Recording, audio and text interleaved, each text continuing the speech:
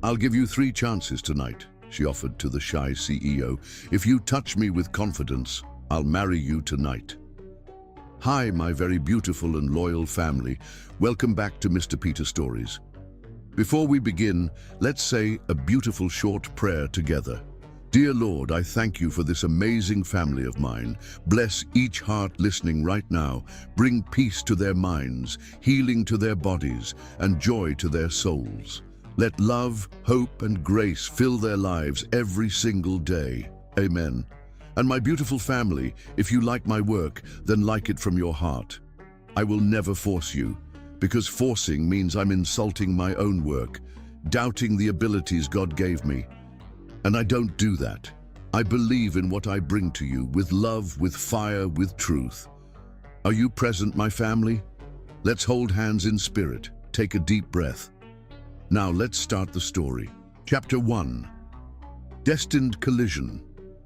The scent of rain hung heavy in the air as Gabriel Laurent made his way through the wrought iron gates of Evergreen Community Garden. This early morning ritual had become his solace over the past few months. A brief reprieve from the emptiness of his penthouse and the suffocating boardrooms where he spent most of his waking hours. Here, among the carefully tended plots of vegetables and fragrant herbs, he could breathe without the weight of expectations pressing down on his chest. Gabriel moved with the careful precision that characterized everything he did. His tall frame, navigating the narrow paths as though afraid to disturb even the dew clinging to the leaves. At 32, he possessed the kind of striking looks that turned heads, strong jawline, penetrating hazel eyes, and thick, dark hair that fell across his forehead in a way that softened his otherwise serious expression. Yet despite his success, as head of Laurent Architectural Innovations, he carried himself with the watchfulness of someone accustomed to making himself invisible. The garden was unusually empty this morning, most regular visitors likely deterred by the threatening storm clouds. Gabriel welcomed the solitude, trailing his fingers lightly over lavender stems as he walked, inhaling the calming scent. This place represented everything his life lacked: organic chaos, vibrant color, the messy miracle of growth and decay, existing in perfect balance. Lost in thought, he rounded the corner near the medicinal herb section and collided with unexpected warmth. "Oh!" A startled female voice broke through his reverie as his chest met resistance, and something clattered to the ground between them. Gabriel stumbled back, mortified. "I'm so sorry, I wasn't..." The words died in his throat as he looked down into the most luminous brown eyes he'd ever seen. The woman before him seemed to embody the garden itself, vibrant, alive, unapologetically present in a way that made the air around her seem charged with possibility. Her rich mahogany skin glowed with health, high cheekbones accentuated by the early morning light filtering through the leaves above. Dozens of tiny braids were gathered into an elaborate crown atop her head, adorned with what appeared to be small sprigs of fresh herbs woven throughout. "It's entirely my fault," she said, her voice melodic with hints of a southern accent. "I was completely distracted by these chamomile flowers. They're perfectly ready this morning." She gestured to the wicker basket now overturned at their feet. Its contents, bundles of herbs tied with twine, small glass jars, and various gardening tools, scattered across the path. Gabriel dropped immediately to his knees, grateful for something to do with his hands. "Please, let me help. I should have been watching where I was going." They reached for a sprig of rosemary simultaneously, their fingers brushing against each other. Gabriel felt a jolt of electricity race up his arm, so unexpected and powerful that he pulled back as though burned. The woman's eyes widened slightly, suggesting she'd felt it too. "I'm Trinity," she offered, her smile revealing a slight gap between her front teeth that somehow made her even more captivating. "Trinity Rhodes. I volunteer here 3 mornings a week before my nursing shifts." "Gabriel," he replied, his usual reserve making him economical with words. "Gabriel Laurent." Recognition flickered across her features. Laurent? As in the Laurent Tower downtown? The one with the rooftop garden that collects rainwater for the entire building? Gabriel nodded, surprised. Most people who recognized his name immediately mentioned his wealth or his late uncle's legacy. Few ever noticed the environmental innovations he'd incorporated into his designs. That's the first vertical garden system in the city that actually works with our climate instead of against it, Trinity continued, genuine admiration in her voice. My grandmother has been trying to get the city council to approve something similar for low-income housing communities for years. Before Gabriel could respond, thunder rumbled ominously overhead. Large drops began to fall, quickly intensifying, from sporadic patter to steady downpour. Come on, Trinity said, gathering her recovered belongings and grabbing his hand with the casual confidence of someone unaccustomed to hesitation. The gazebo's closer than the entrance. Her fingers wrapped around his with surprising strength as she pulled him through the thickening curtain of rain. Gabriel followed, acutely aware of the unfamiliar sensation of another person's touch, something he'd carefully avoided for years. Trinity moved with purpose, somehow managing to protect her basket of herbs while navigating them both to the small wooden structure at the garden's center. They arrived at the gazebo, breathless, water streaming from their clothes. Trinity's white cotton dress clung to her curves, now nearly transparent from the rain. Gabriel averted his eyes, shrugging off his light jacket and offering it to her with outstretched hand. "Thank you," she said, draping it around her shoulders without the self-consciousness he might have expected.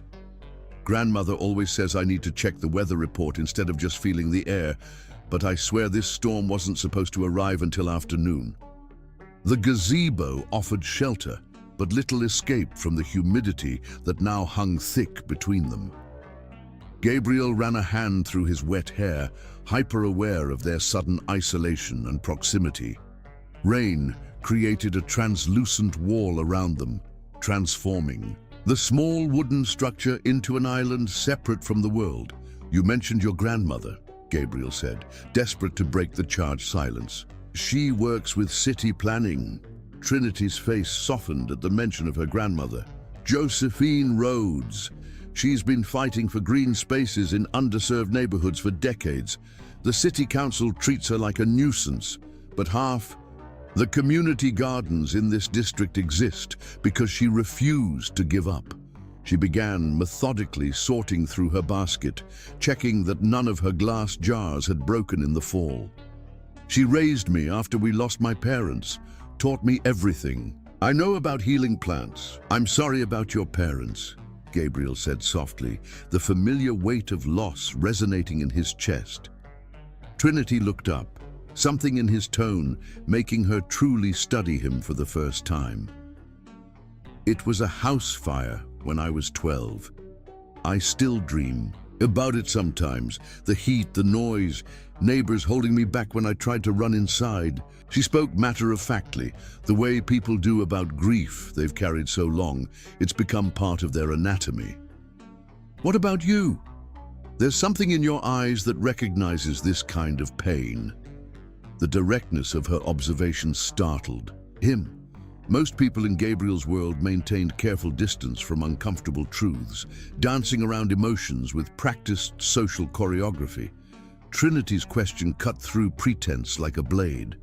"My mother," he said, surprising himself. With his honesty, "overdosed when I was 6. I barely remember her face now, just the smell of her perfume and the sound of her crying through bathroom doors." Trinity nodded, no pity in her expression, just quiet understanding.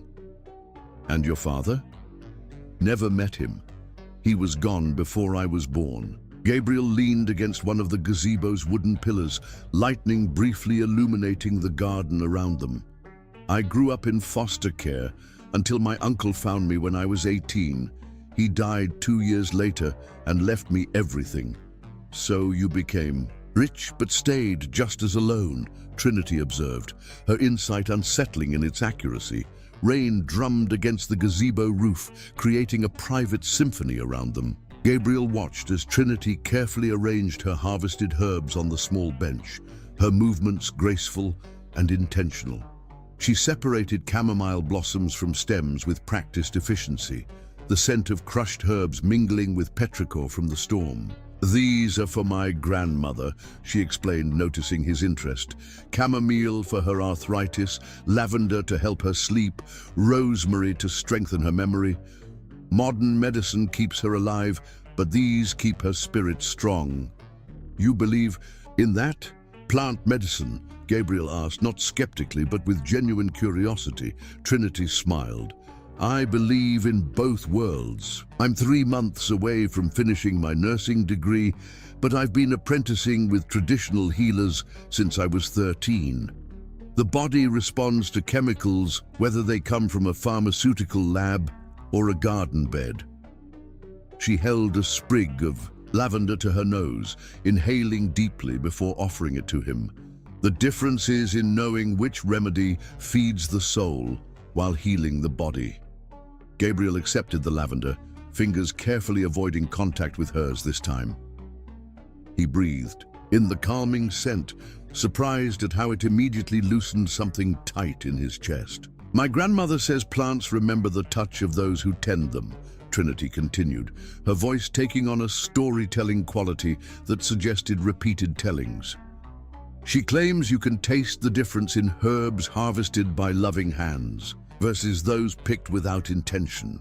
"And what do you believe?" Gabriel asked, finding himself genuinely interested in her answer. Trinity considered the question seriously. "I believe connection matters, to plants, to people, to places. I've seen patients recover more quickly when they feel truly seen and cared for, not just medically treated." Her eyes met his with unexpected intensity. "I think the same principle applies to everything. We all grow better when touched with intention and care." Something in her words sent a shiver through Gabriel that had nothing to do with his damp clothes. When was the last time anyone had touched him with true intention? Had anyone ever? The rain intensified, sheets of water cascading from the gazebo roof to create a curtain around them. Lightning flashed again, closer this time, illuminating Trinity's face in stark relief. High cheekbones, full lips, eyes that seemed to see straight through the carefully constructed walls around his heart. "You don't let people touch you, do you?" she asked suddenly, her perception almost unnerving. "Not really.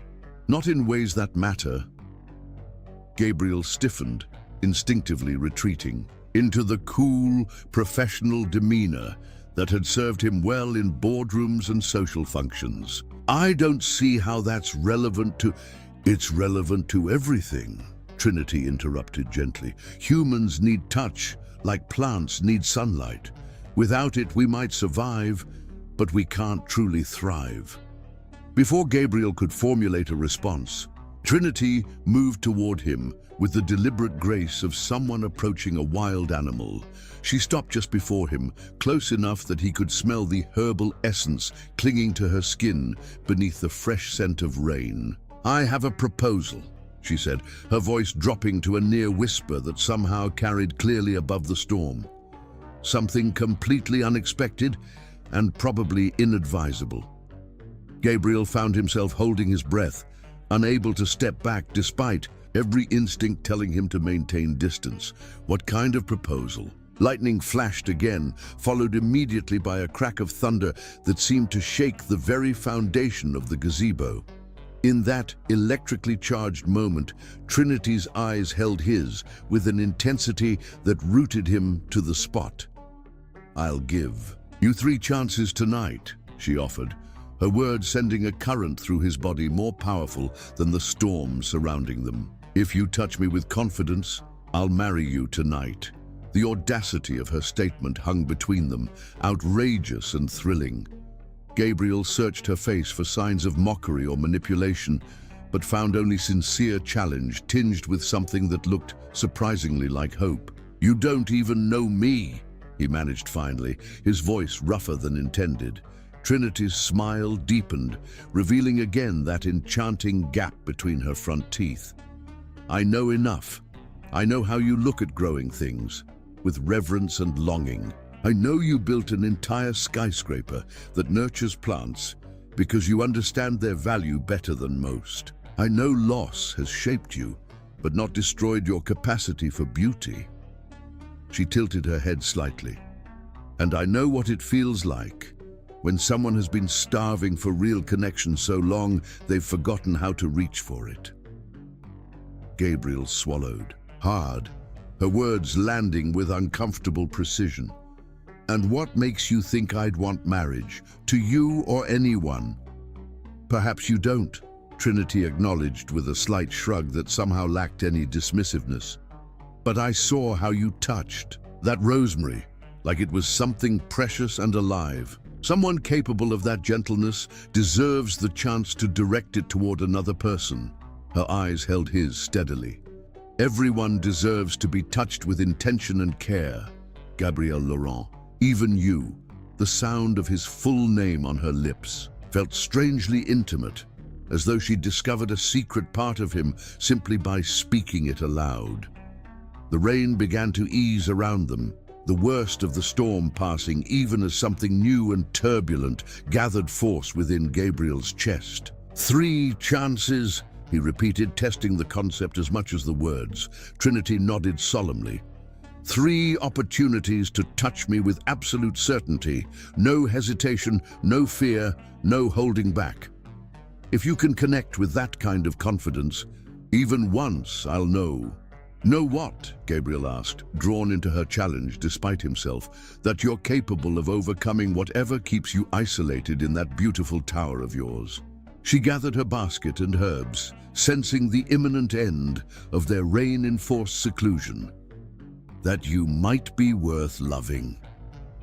The presumption of her statement should have offended him.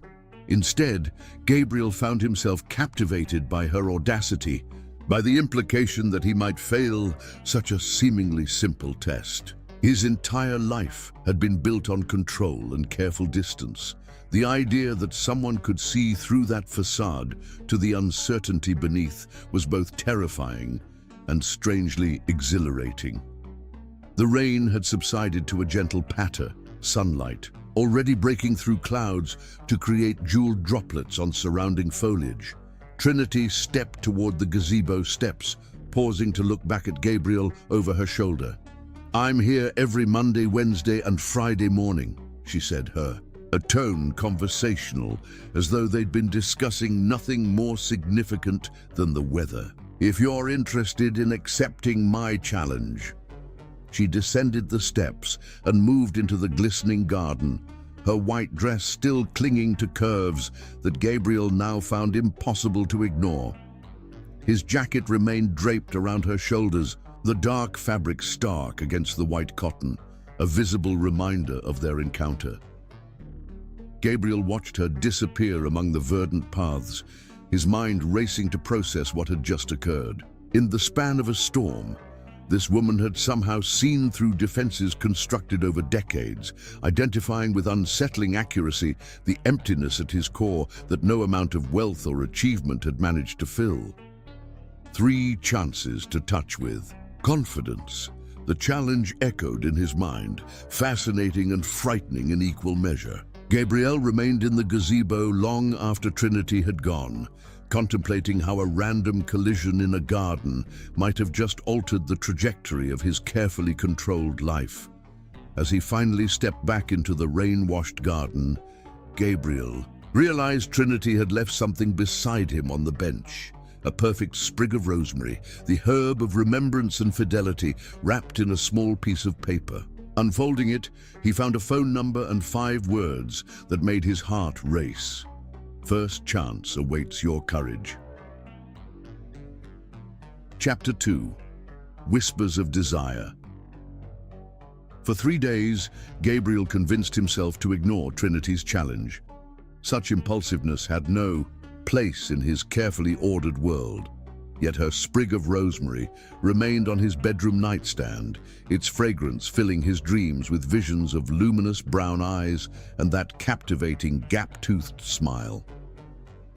By Friday morning, resistance crumbled. Gabriel arrived at the garden just as dawn painted the eastern sky with delicate brushstrokes of pink and gold. He found Trinity kneeling beside a bed of medicinal herbs, her graceful hands working soil with reverent familiarity. "You came," she said without looking up, as though she'd sensed his presence. Today she wore faded jeans and a simple yellow blouse, her braids gathered in a practical bun. Somehow, this casual attire made her even more beautiful than before. "I brought your jacket," Gabriel replied, holding out the dark garment he'd had. Professionally cleaned, Trinity finally looked up, morning light catching the amusement in her eyes. "Is that really why you came?" The question hung between them, challenging Gabriel to acknowledge the magnetic pull that had drawn him back to this place, to her. "I've been thinking about your proposal," he admitted, surprising himself with his directness. "It's unconventional." Trinity stood, brushing soil from her hands. "Conventional approaches rarely heal what's deeply broken." She accepted the jacket, her fingers deliberately brushing against his during the exchange. "Have you decided to accept my challenge?" Gabriel found himself simultaneously drawn to and unnerved by her directness. Women in his social circle spoke, in careful innuendos and strategic subtleties. Trinity's straightforward approach left no room for the comfortable ambiguity he typically preferred. "I've brought breakfast," he said instead of answering, gesturing to the basket he'd placed on a nearby bench. "There's a French bakery near my building that makes exceptional pain au chocolat." Trinity's laugh, rich and uninhibited, sent an unexpected warmth through his chest. A man who deflects personal questions with chocolate pastries knows the quickest path to forgiveness. They settled on a stone bench partially hidden by flowering jasmine. Morning light dappled through leaves, creating shifting patterns across Trinity's features as she bit into a pastry with unabashed pleasure. "Tell me something true about yourself, Gabrielle Laurent," she requested, licking a trace of chocolate from her lower lip. "Something you don't tell people at your corporate functions." Gabriel considered deflecting again, but found himself answering honestly. "I sleep with my windows open every night, even in winter." The confession felt strangely intimate. "After years in foster homes where I couldn't control anything about my environment, I need to feel the outside air to sleep." Trinity nodded, understanding in her eyes. "For me, it's candles. After the fire that took my parents, everyone thought I'd fear flames. Instead, I need that small, controlled light in darkness to feel safe." Their conversation flowed naturally. From there, authentic exchanges unmarred by the social pretenses Gabriel had mastered over years. Trinity spoke of her grandmother's battle with arthritis, her own struggle to balance nursing studies with caregiving responsibilities, her dream of opening a clinic combining traditional medicine with modern healthcare. Gabriel shared his architectural vision for green spaces integrated into urban environments, his efforts to fund community gardens in underserved neighborhoods, the emptiness of achievements without meaningful connections to celebrate them. "Would you like to see my favorite place here?" Trinity asked when they'd finished eating. She led him to a secluded corner where a stone pathway disappeared beneath a weeping willow. Ducking under trailing branches, they entered a natural cathedral, light filtering through cascading leaves to create an ethereal glow. A small stone bench nestled against the massive trunk, worn smooth by years of visitors. "My grandmother brought me here after my parents' funeral," Trinity explained, sitting on the bench and patting the space beside her. "I was angry, refusing to speak to anyone. She didn't force conversation, just sat with me for hours while I raged and wept, Gabriel lowered himself beside her, acutely aware of the narrow bench that forced their thighs to touch. "What changed?" he asked, genuinely curious about how she'd transformed grief into such vibrant presence. One day, instead of sitting in silence, she began reciting poetry. Pablo Neruda, love sonnets that seemed to have nothing to do with my situation. Trinity's voice softened with memory. When I finally asked why, she said, "Because your heart needs to remember that beauty exists alongside pain." She turned toward him, their faces now inches apart within the willow's sanctuary. "That's what I see in you, Gabriel. Someone who creates beauty but has forgotten how to experience it himself." Her perception cut through his carefully constructed defenses, seeing truths about him that even he struggled to acknowledge. The intimacy of being truly seen both terrified and exhilarated him. "Poetry saved you," he observed quietly. Trinity nodded. "Words that reminded me of possibilities beyond my pain." Her eyes held his with gentle intensity. "What saves you, Gabriel?" "Nothing yet," he admitted, the confession easier in this sanctuary of dappled light and whispering leaves. Something shifted in Trinity's expression, compassion without pity, understanding without judgment. Perhaps that could change. The moment, stretched between them, charged with possibilities, neither had voiced aloud. Gabriel felt drawn toward her, his body leaning slightly forward without conscious decision. "Is this your first chance?" Trinity whispered, her breath warm against his face. The question brought clarity to his swirling emotions. Gabriel reached up slowly, his hand moving to cradle her cheek with deliberate intention.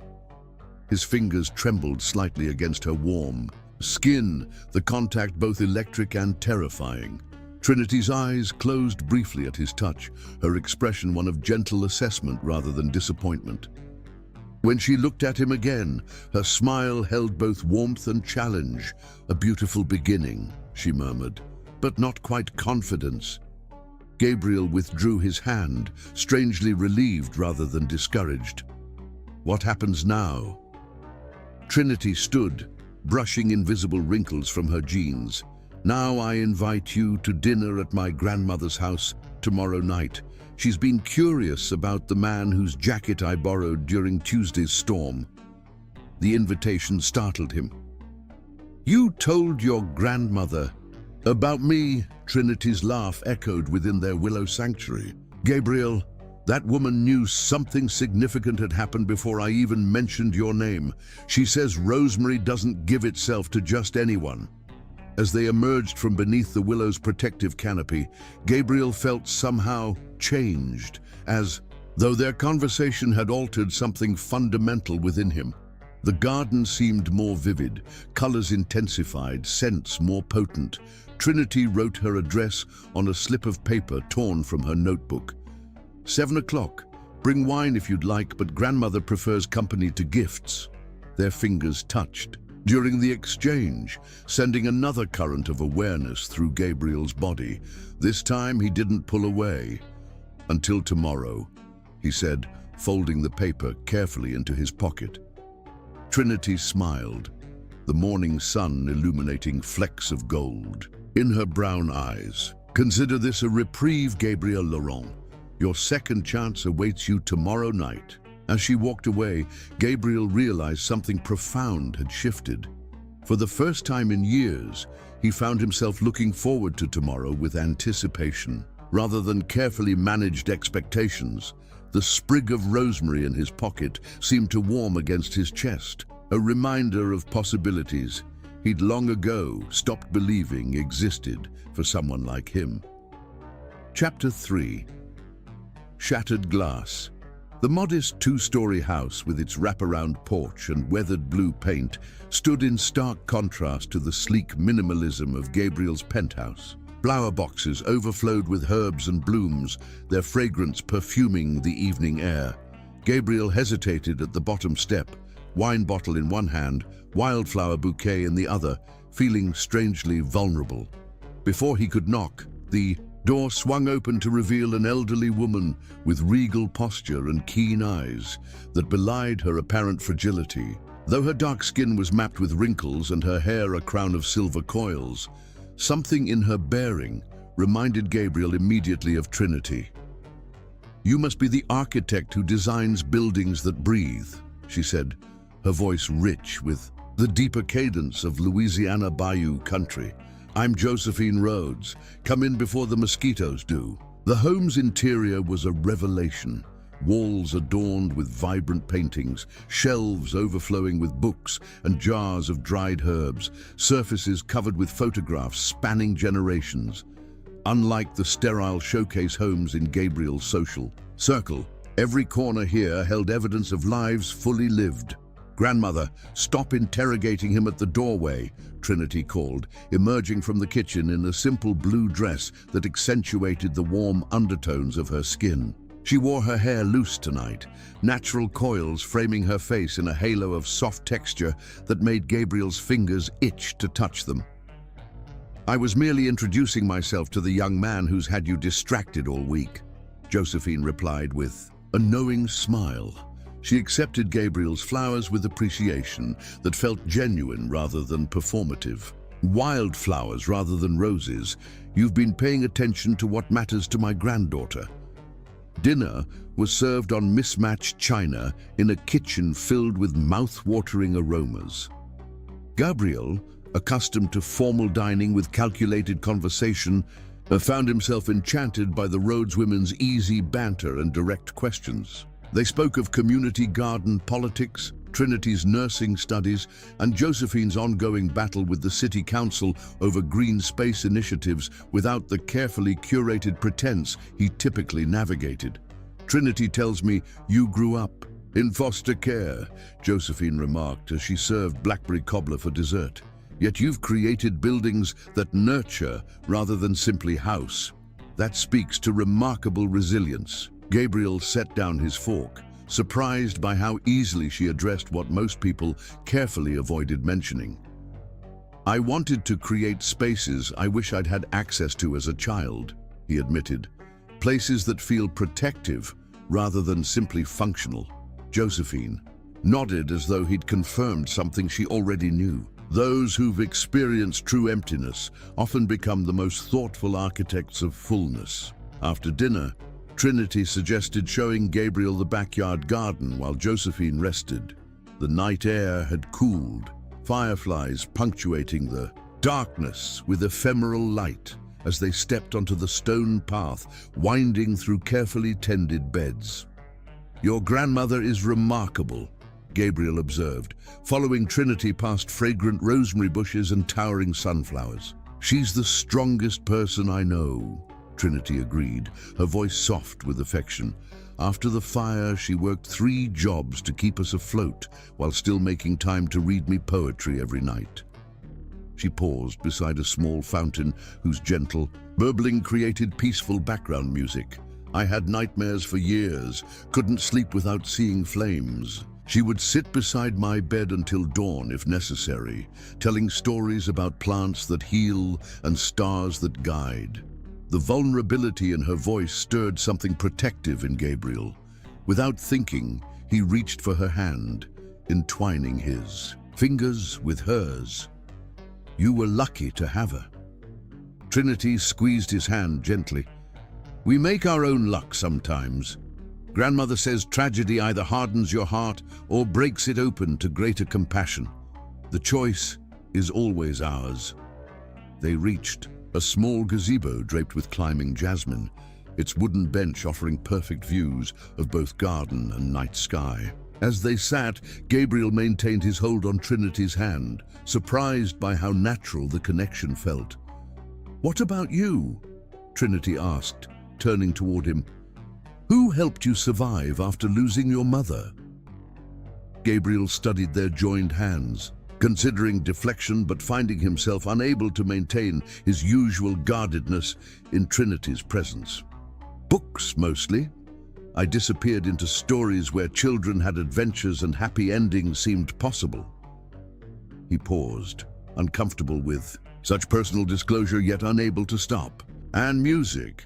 One foster home had an old piano. The mother taught me basics before they sent me back to the group home. Is that why you still play? Trinity asked. I noticed the calluses on your fingertips. Her observation startled him. Few people noticed such details about him. You have remarkable powers of perception. I notice what matters, she replied simply. Your hands tell stories your words haven't shared yet. The intimacy of her statement hung between them, drawing Gabriel inexorably toward her. When lightning flashed unexpectedly in the distance, both started at the sudden illumination. Storm's coming, Trinity observed, though neither moved to seek shelter. Grandmother's joints predicted it this morning. As if summoned by her words, rain began to fall, gentle at first, then with increasing intensity. They remained seated in the gazebo, watching sheets of water transform the garden into a shimmering wonderland. When a particularly bright flash of lightning illuminated Trinity's face, Gabriel was struck by an overwhelming urge to capture this moment, her profile against gathering darkness, raindrops creating a crystalline curtain around their sanctuary. Tell me more about these 3 chances, he said, his voice low to match the rain's gentle percussion on the gazebo roof. Trinity turned to face him fully, her expression serious despite the playfulness of their arrangement. Touch is our most primal language, Gabriel. Long before words, humans communicated through contact, comfort, warning, desire, acceptance. Her free hand rose to rest lightly against his chest. Your body speaks truths your words often hide. The warmth of her palm seemed to burn through his shirt, sending tendrils of awareness throughout his body. And what truth is it telling now? He asked, his voice rougher than intended. That you want connection, but fear its cost, she answered without hesitation. That you've learned to hold yourself apart as protection. Gabriel felt exposed in ways that had nothing to do with physical vulnerability. And this test of yours, what exactly are you measuring? Not skill or technique, Trinity clarified, her fingers now tracing gentle patterns against his shirt. Confidence comes from certainty, knowing what you want and claiming it without hesitation. It's the difference between touching someone while wondering if you should and touching them because you cannot imagine doing otherwise. Her words resonated with something fundamental within him. Gabriel had built his entire adult life around careful calculation, weighing options and considering consequences. Spontaneity and certainty were foreign concepts in his emotional vocabulary. My first attempt was inadequate, he noted, remembering his trembling fingers against her cheek beneath the willow tree. Trinity's smile held encouragement rather than judgment. It was honest. That matters more than perfection. Another lightning flash illuminated the garden, followed immediately by a tremendous crack of thunder. The storm's intensity increased dramatically, wind driving rain beneath the gazebo's protective roof. A violent gust sent something crashing nearby, the sound of breaking glass punctuating the storm's fury. Trinity jumped to her feet. The greenhouse! She pointed toward a small structure at the garden's edge, where a section of glass wall had shattered. Grandmother's seedlings! Without hesitation, she darted from the gazebo into the downpour, Gabriel following instinctively. They reached the damaged greenhouse together, rain soaking them within seconds as they assessed the destruction. Wind had dislodged a tree branch, sending it through the glass wall and endangering trays of fragile seedlings now exposed to the storm's fury. "Help me move these inside!" Trinity shouted over the wind, already gathering trays of tiny plants. "These are medicinal herbs Grandmother's been nurturing for weeks." Gabriel quickly joined her efforts, carrying armloads of seedlings through the broken wall into the still protected interior. They worked in synchronized urgency, prioritizing the most vulnerable plants while rain pounded the glass roof overhead. When the last tray was safely inside, Trinity grabbed Gabriel's arm. The temporary cover. In that cabinet. He retrieved a folded tarp, understanding her intention immediately. Together they stretched the heavy material across the broken wall, fighting wind that threatened to tear it from their grasp. Rain plastered Trinity's dress to her body as she struggled to secure one corner with rope, her determination evident in every movement. Gabriel finally managed to fasten his side, then moved quickly to help Trinity with hers. Standing behind her, he reached around to take the rope from her cold fingers, his body instinctively sheltering hers from the wind. The tarp secured, neither moved immediately. Trinity's back pressed against Gabriel's chest, his arms still encircling her. For one suspended moment, they remained frozen in this unintentional embrace, awareness buzzing between them like electrical current. Then Trinity turned within the circle of his arms, her face tilted up to his, rain streaming down her cheeks like tears. Without conscious thought, Gabriel pulled her closer, one hand pressing firmly against the small of her back while the other cradled the nape of her neck. This time, there was no hesitation, no uncertainty in his touch, only the undeniable certainty that holding her was exactly what he was meant to do. "Gabriel," Trinity whispered, her hands coming to rest against his chest, neither pushing away nor pulling closer.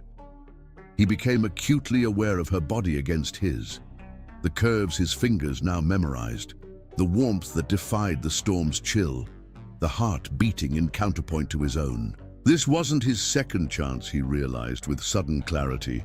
This was his body recognizing what his mind had been too cautious to acknowledge. "Not yet," he murmured against her temple, surprising himself with the words. "When I claim my second chance, it won't be in crisis or by accident." Trinity's smile bloomed slowly as she studied his face. "You're learning," she observed, something like pride warming her voice. As suddenly as it had intensified, the storm began to abate, wind decreasing though rain continued steadily. They separated reluctantly, practical concerns reasserting themselves. As they assessed the greenhouse repair, "This will hold until morning," Gabriel confirmed, checking the tarp's security. "I can arrange for proper glass replacement tomorrow," Trinity nodded, pushing wet hair from her face. "Thank you. These plants mean everything to Grandmother." As they made their way back toward the house, soaked and shivering but oddly exhilarated, Gabriel found himself wondering at the unexpected turn of events. He had come to dinner expecting careful conversation and perhaps the pressure of Trinity's challenge. Instead, he had glimpsed a life filled with precisely the authenticity and connection he had convinced himself were unattainable fantasies. Josephine met them at the back door with towels and knowing eyes that missed nothing of their disheveled state or the charged energy between them. "Plants saved?" she asked simply. Trinity nodded, accepting a towel gratefully. "Thanks to Gabriel's help. Sometimes what breaks lets in exactly what we need," Josephine observed cryptically, her gaze lingering on Gabriel with unsettling perception, even when it arrives as shattered glass. Chapter 4. Forbidden Flames. Gabriel stood in his pristine kitchen, staring at the potted herbs Trinity had given him the previous week. Small transplants from her grandmother's garden now thriving on his windowsill, rosemary, basil, and lavender, each with handwritten care instructions in Trinity's elegant script. In his sterile penthouse, they seemed almost rebellious, introducing life and fragrance to a space designed for aesthetic minimalism. His phone chimed with a message from Trinity. "Dinner at my place tonight? I'm cooking. 7 p.m. Something warm unfurled in his chest at the simple invitation. Their relationship had evolved rapidly over the past 2 weeks. Shared lunches in the community garden, evening walks through the city's parks, conversations that stretched into the night. Yet he had not attempted his second chance, sensing that timing mattered as much as technique. "I'll bring dessert," he replied, already anticipating the evening ahead. Trinity's apartment was a third-floor walk-up, in a converted Victorian house. Small but filled with character that reflected its owner. Books lined every available surface, dried herbs hung from kitchen rafters, and colorful textiles draped furniture that prioritized comfort over style. The scent of Creole spices perfumed the air as Gabriel followed Trinity into her modest kitchen. "Grandmother's gumbo recipe," she explained, stirring a pot whose contents simmered enticingly. "With a few modifications of my own." Gabriel set down the bakery box containing chocolate soufflés, moving behind Trinity to inhale the aromatic steam rising from the pot. "It smells incredible." Trinity glanced over her shoulder, her proximity sending electricity across his skin. "Taste," she offered, lifting a wooden spoon to his lips. The flavors exploded across his palate, complex, perfectly balanced heat and richness that spoke of generations of culinary wisdom. "That's extraordinary," he murmured, acutely aware of Trinity's satisfied smile. "Food should be like love," she said, returning to her stirring. "Bold enough to be memorable, but never so overwhelming that you can't appreciate the subtle notes." Dinner was served at a small table nestled beside windows overlooking the city's twinkling lights. They ate slowly, conversation flowing easily. Between topics, Trinity's nursing rotation in the neonatal unit, Gabriel's new project incorporating community gardens into affordable housing developments, books they'd both read, music that moved them. "I have something to show you," Trinity said, when they'd finished their soufflés and moved to her small balcony with glasses of sweet dessert wine. She disappeared inside briefly, returning with a worn leather album. "My parents," she explained, settling beside Gabriel on the narrow bench. He watched her face as she opened the album, how her fingers traced photographs with reverent familiarity, how her expression shifted between melancholy and joy as she shared stories of the mother who taught her to identify healing plants, and the father who read her poetry before bedtime. These weren't merely memories preserved in images, but living connections she maintained through ritual remembrance. "Do you have photos of your mother?" Trinity asked gently. Gabriel shook his head. "Nothing. The state took everything when they placed me in care. I have only fragments of memory. Her perfume, the sound of her singing when she thought I was asleep, how her hands looked playing piano keys." Trinity closed her album, setting it aside to take his hands in hers. "Tell me about those fragments. They matter." Something in her invitation, the genuine interest unmarred by pity, loosened. A knot Gabriel hadn't realized was still tightly bound within him. Words began to flow, memories he'd suppressed for decades, suddenly finding voice in the safety of Trinity's attention. He spoke of his mother's battle with addiction, moments of clarity interspersed with terrifying absences, how he'd learned to cook simple meals at age 5, the day officials came to take him away, while his mother screamed promises to get better. Trinity listened without interruption, her thumbs making gentle circles against his palms, tears occasionally slipping down her cheeks for the boy he'd been. When his words finally exhausted themselves, she raised his hand to her lips, placing a kiss against his knuckles that felt like benediction. "Thank you for trusting me with your story," she whispered.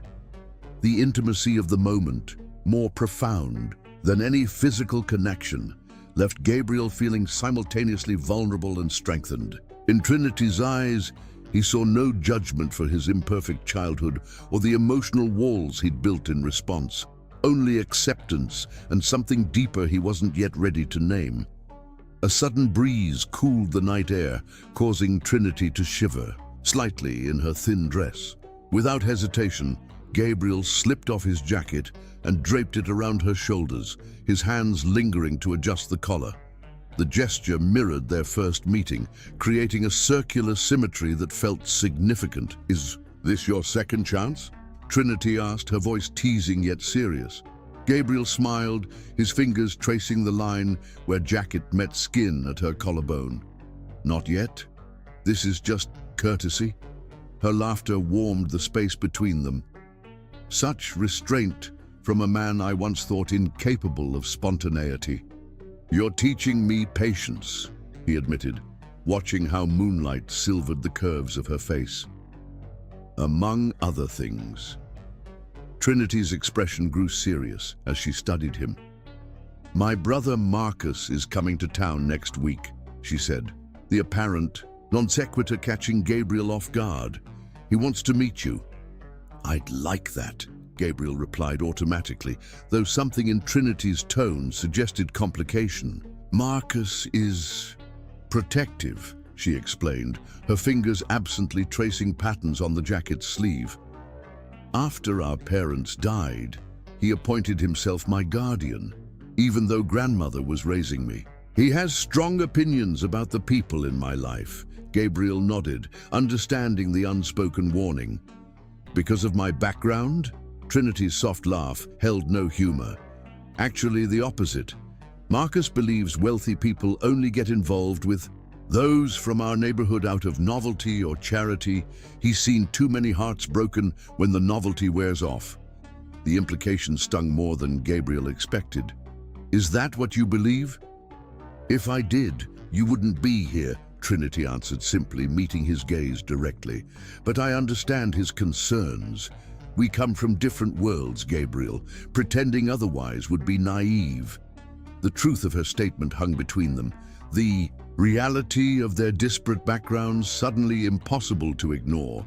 Gabriel thought of his corporate board meetings, the social obligations that filled his calendar, how few of his associates would understand his attraction to a nursing student from a modest neighborhood. "Different worlds can intersect," he offered finally, though the words sounded hollow even to his ears. Trinity's smile held wisdom beyond her years. "They can, but intersection isn't the same as integration." Before Gabriel could formulate a response, Trinity leaned forward, closing the distance between them with deliberate intent. Her lips brushed his with exquisite gentleness, a question rather than a demand. For one suspended moment, Gabriel remained perfectly still, processing the softness of her mouth, the faint taste of chocolate and wine, the scent of herbs that seemed to emanate from her very skin. Then something primal overrode his usual caution. His hands rose to cradle her face as he deepened the kiss, exploration becoming claiming as Trinity responded with equal fervor. What began as gentle quickly transformed into hungry need, months of isolation crumbling beneath the weight of newfound desire. Trinity shifted closer, her body fitting against his with perfect alignment as her fingers tangled in his hair. The small bench allowed no space for hesitation or distance, forcing a proximity that shattered remaining boundaries between them. When her lips parted beneath his, Gabriel tasted promise and possibility that made his head spin more effectively than any wine. Time lost meaning as they explored this new language between them, learning the particular sigh that indicated pleasure, the specific pressure that elicited response, the rhythm that built anticipation. Trinity's hands moved beneath his shirt, palms flat against the bare skin of his back, pulling him closer as though trying to eliminate any remaining space between their bodies. The sensation of her touch against his skin ignited something both urgent and overwhelming. Gabriel deepened the kiss further, one hand sliding down to Trinity's waist and then lower, tracing the curve of her hip with newfound boldness. When she gasped against his mouth, the sound sent blood rushing from his brain to more primitive centers of his body. With reluctance, born of respect rather than hesitation, Gabriel gradually gentled the kiss, creating enough space between them to think coherently. Trinity's eyes remained closed, her breathing uneven, lips slightly swollen from his attention. When she finally looked at him, the naked desire in her expression nearly undid his fragile restraint. "Stay tonight," she whispered. The invitation, unmistakable. Gabriel wanted nothing more than to accept, to follow this current of desire to its natural conclusion, to lose himself in the warmth and acceptance she offered so freely. Yet something held him back. Not fear this time, but recognition that rushing might jeopardize something precious just beginning to form between them. He pressed his forehead against hers, gathering strength to deny what they both clearly wanted. "Not tonight," he murmured, his voice rough with restraint. "Not because I don't want to, but because when we cross that threshold, I want nothing between us. No doubts, no reservations, no worlds to reconcile." Trinity studied his face, understanding gradually replacing disappointment in her expression. "Your restraint is unexpected," she observed, a smile tugging at the corner of her mouth. "And strangely compelling." Gabriel traced the curve of her cheek with gentle fingers. "Another lesson you're teaching me. Sometimes anticipation heightens eventual pleasure."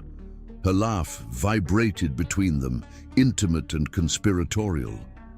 "Philosophy as defense against desire? Clever strategy, Mr. Laurent." Later, as Gabriel reluctantly prepared to leave, Trinity stood in her doorway, wrapped in his jacket once again, a visual reminder of how she had gradually claimed territory in his carefully constructed life. Before he could turn toward the stairs, she caught his hand. "Your second chance awaits whenever you're ready," she reminded him, her expression both challenge and promise. "But don't wait too long. Even patience has its limits." Gabriel nodded, understanding the gentle warning beneath her teasing tone. "Some things are worth careful consideration," he countered, raising her hand to place a kiss against her palm. "And some people deserve nothing less than absolute certainty." As he descended the stairs, Gabriel recognized that tonight marked a turning point, not just in their relationship, but in his understanding of himself. For the first time since childhood, he had chosen connection over self-protection, vulnerability over isolation. The realization was simultaneously terrifying and exhilarating, like standing at the edge of an unexplored territory with only faith to guide his steps forward. Yet the memory of Trinity's kiss provided courage that had nothing to do with the artificial confidence he'd cultivated in boardrooms. Perhaps, he thought, as streetlights illuminated his path home, true confidence came not from absence of fear, but from finding something worth facing it for. Trinity's words echoed in his mind. Different worlds can intersect, but intersection isn't the same as integration. The upcoming meeting with Marcus would be their first real test, confronting the reality of their different backgrounds, rather than avoiding acknowledgement of potential complications. Gabriel resolved to face this challenge directly, rather than retreat to comfortable compartmentalization. If building a future with Trinity required bridging worlds that operated on fundamentally different principles, he would need to demonstrate commitment beyond passionate kisses and shared vulnerability. As he drove home through quiet streets, Gabriel began mentally preparing for Marcus's evaluation, not with strategic calculation, but with honest recognition that Trinity's brother had legitimate reason for skepticism. Proving himself worthy of her trust would require more than charm or financial resources. It would demand genuine engagement with concerns about their different worlds and honest acknowledgement of challenges ahead. For the first time in his adult life, Gabriel found himself prioritizing relationship navigation over professional achievement, a shift in values that felt simultaneously disorienting and absolutely right. Trinity had awakened something in him that transcended physical attraction or intellectual compatibility, a hunger for authentic connection that no amount of success could satisfy. The prospect of meeting Marcus, of being judged not as successful CEO, but as man involved with beloved sister, created unfamiliar anxiety. Yet Gabriel welcomed this discomfort as evidence of meaningful investment. Some things worth having required risking disapproval or rejection. Trinity had become precisely such a priority, worth whatever challenges their different backgrounds might present. Chapter 5. Healing Touch. The meeting with Marcus had gone precisely as badly as Gabriel had anticipated. Trinity's brother, a successful civil rights attorney with penetrating eyes that missed nothing, had spent the entire dinner subjecting Gabriel to what felt like a cross-examination disguised as casual conversation. Every question probed for weakness, testing Gabriel's intentions and commitment with the precision of a surgeon seeking diseased tissue. "My sister sees the best in everyone," Marcus had said during their brief moment alone, his voice controlled, but edged with warning. "It's both her greatest strength and her vulnerability. If this is some philanthropic experiment or midlife crisis for you, end it now before she invests more of herself." Gabriel had maintained his composure, understanding the protective instinct behind the hostility. "I care for Trinity," he'd replied simply. "More than I've cared for anyone in a very long time." Marcus had studied him with skepticism born of experience. Rich men always believe their intentions are pure. History suggests otherwise. 3 days had passed since that uncomfortable dinner, days filled with unanswered texts and calls that went to voicemail. Gabriel stood now outside the hospital where Trinity worked, uncertainty warring with concern. Her silence was unprecedented. In their evolving relationship, the emergency room bustled with controlled chaos, harried staff moving between curtained areas with purposeful efficiency. Gabriel approached the nurses' station, inquiring about Trinity with growing apprehension. "Rhodes, she called in sick 3 days ago," offered a nurse with kind eyes and a worried expression. "Flu's been hitting staff hard. Several nurses are out." Relief mingled with renewed concern as Gabriel thanked her and headed toward Trinity's apartment. The late October air carried a biting chill that penetrated his wool coat, fallen leaves swirling at his feet as he quickened his pace. When Trinity finally answered his persistent knocking, the sight of her sent alarm coursing through him. Her usually vibrant complexion had dulled to ashen, dark circles shadowing eyes bright with fever. She swayed slightly, gripping the doorframe for support. "You shouldn't be here," she murmured, voice raspy and weak. "I don't want you getting sick." Gabriel moved forward without hesitation, one arm circling her waist to support her trembling frame. "Have you seen a doctor?" he asked, helping her. Back toward the couch, where a tangled nest of blankets suggested she'd been resting, Trinity shook her head, then winced at the apparent pain the movement caused. "Just the flu. Been taking care of myself." A quick assessment of her apartment told a different story. Empty water glasses, untouched food, medication bottles with child-proof caps she'd likely been too weak to open. Gabriel pressed his palm to her forehead, alarmed at the heat radiating from her skin. "You're burning up," he observed, decision crystallizing immediately. "Have you taken anything for the fever?" "Couldn't open the bottle," Trinity admitted, a testament to how ill she must be to acknowledge such vulnerability. Gabriel found her thermometer, confirming his suspicion, 103.2 degrees. Too high to ignore. "You need medicine and fluids," he said, his tone allowing no argument as he filled a glass with water and successfully battled the childproof cap. Trinity swallowed the medication obediently, exhaustion evident in every line of her body. "I'll be fine," she insisted weakly. "Just need rest." "When did you last eat?" Gabriel asked, already moving toward her small kitchen to investigate options. "Yesterday? Maybe?" Trinity's uncertainty increased his concern. Gabriel spent the next hour preparing simple broth, coaxing Trinity to swallow small spoonfuls between sips of water and electrolyte drink. Her compliance spoke volumes about how truly ill she felt. This woman, who typically tackled challenges with fierce independence, now allowing him to wipe her forehead with cool cloths and adjust pillows beneath her head. "You should go," she murmured, as afternoon shadows lengthened across her apartment floor. "I don't want to infect you." Gabriel shook his head, settling into an armchair he'd pulled beside her makeshift sickbed. I rarely get sick, he responded. The decision already made, and you shouldn't be alone with a fever this high. Trinity's eyes, glassy with fever, studied him with peculiar intensity. Marcus would say, "You're trying to make me indebted to you." The accusation stung, though Gabriel recognized it came from delirium rather than genuine belief. Marcus doesn't know me, he replied simply.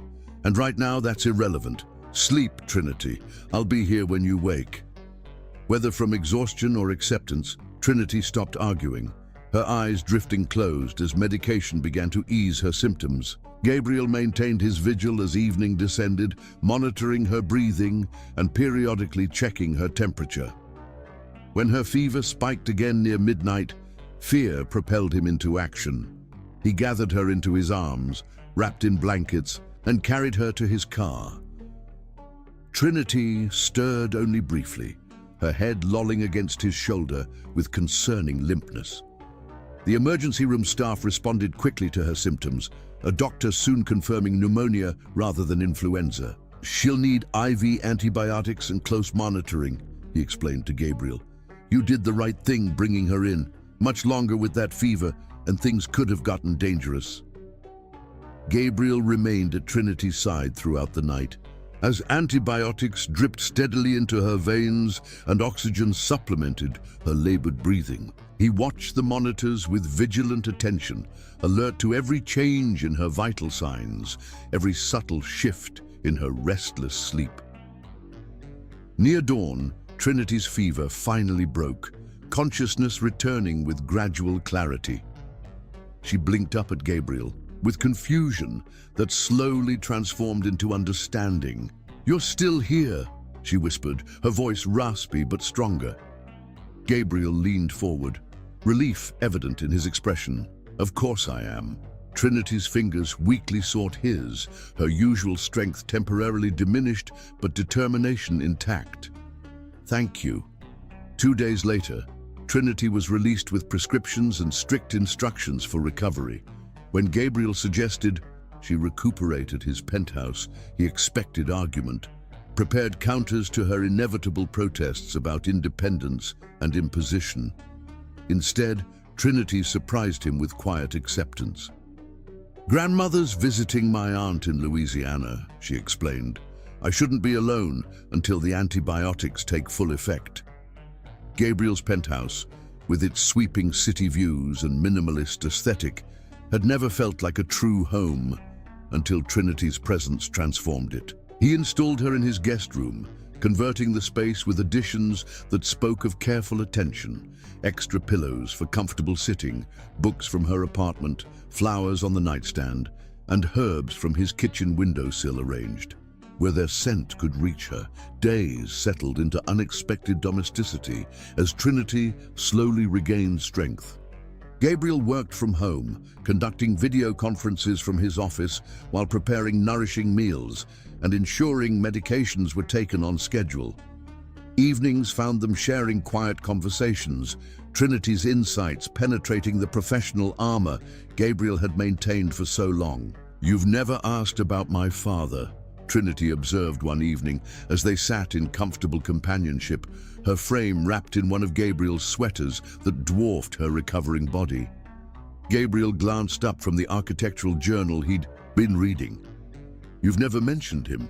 Trinity nodded, fingers tracing abstract patterns on the arm of her chair. He left when I was 3, couldn't handle the responsibility of family.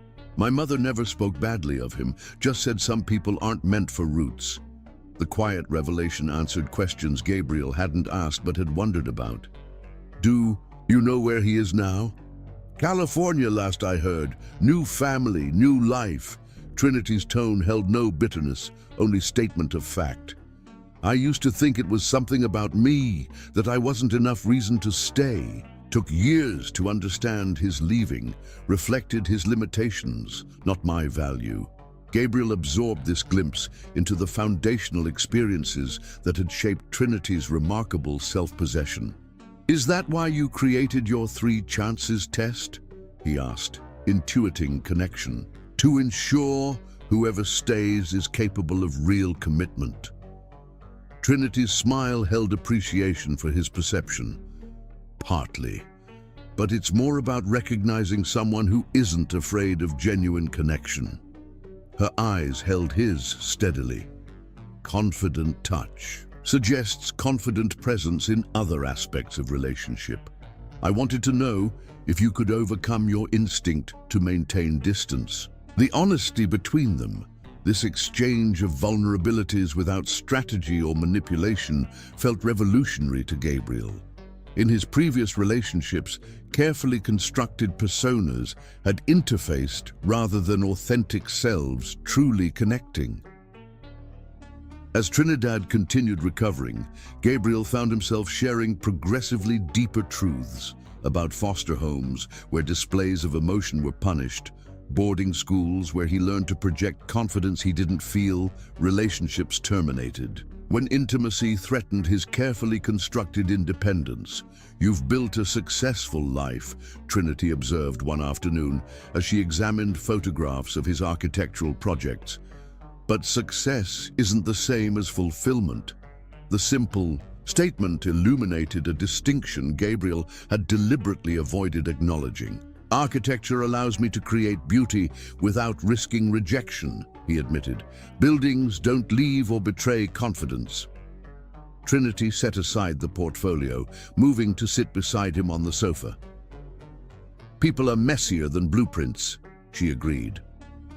"But they're also capable of returning love in ways concrete and glass never can." The word love hung between them, unnamed until this moment, yet increasingly undeniable in its presence. Gabriel studied Trinity's face, noting how health had returned color to her cheeks, vitality to her expressions. Something profound shifted within him as he recognized how desperately he'd feared losing her during those feverish nights, how empty his carefully designed life would be without her disruptive presence. "When I was most ill," Trinity said softly, "I remember moments of consciousness where I felt your hand holding mine. It anchored me when fever dreams threatened to carry me away." Gabriel nodded, remembering those endless hours of maintaining physical connection, as though his touch could somehow tether her to recovery. "I needed you to know you weren't alone." Trinity's gaze softened with understanding. "You've been alone too long, Gabriel." The truth of her observation resonated painfully. Gabriel reached toward her, his hand covering hers where it rested between them. This touch contained no hesitation, no uncertainty, only genuine connection. "Is this my second chance?" he asked quietly. Trinity smiled, turning her hand to intertwine their fingers more completely. "Not quite yet. This is gratitude and growing affection. Beautiful, but not what I'm waiting for." Gabriel understood with sudden clarity what she sought. Not merely physical contact, but the touch of someone who had fully embraced vulnerability, who reached for connection without reservation or fear. Despite their growing intimacy, something within him still maintained careful control, measuring risk against reward. Later that evening, as they shared dinner on his balcony beneath star-scattered skies, Trinity suddenly placed her hand over her heart, her expression serious beneath moonlight. "Feel this," she said, taking Gabriel's hand and placing it against her chest. Beneath his palm, her heartbeat pulsed with steady rhythm, vital and strong. "This is where you belong, Gabriel Laurent." Not hovering at the periphery of connection, not calculating safe distance, but here, fully present to whatever joy or pain that entails. The gesture, so simple yet profoundly intimate, broke something open within Gabriel's chest. Tears gathered unexpectedly in his eyes as decades of carefully maintained distance crumbled beneath the weight of Trinity's unflinching invitation. "I don't know if I can be what you need," he confessed, voice rough with emotion. "I've spent my life building walls rather than bridges." Trinity covered his hand with her own, keeping it pressed against her heart. "Everyone knows how to connect, Gabriel. Some just need permission to remember." Her words offered absolution. For his hesitation, understanding for his fear and, most surprisingly, hope that transformation remained possible even after years of emotional isolation. "When you're ready for your second chance," she murmured, "you'll know, and so will I." Chapter 6. Dance of Souls. "I'm taking you somewhere special this weekend," Gabriel announced as they walked through the community garden where their story had begun. 2 weeks had passed since Trinity's recovery, her strength fully restored, along with the vibrant energy that had first captivated him. Trinity raised an eyebrow, curiosity evident in her expression. "Care to elaborate?" "It's a surprise," Gabriel replied, enjoying the rare opportunity to intrigue rather than be intrigued. "Pack for 2 nights. Dress comfortably." Friday afternoon found them driving along the coastline, windows down to capture salt-tinged breezes. When they finally turned onto a private drive winding through coastal forest, Trinity fell silent, eyes widening as dense trees gave way to reveal a modern glass house perched on rocky cliffs above the ocean.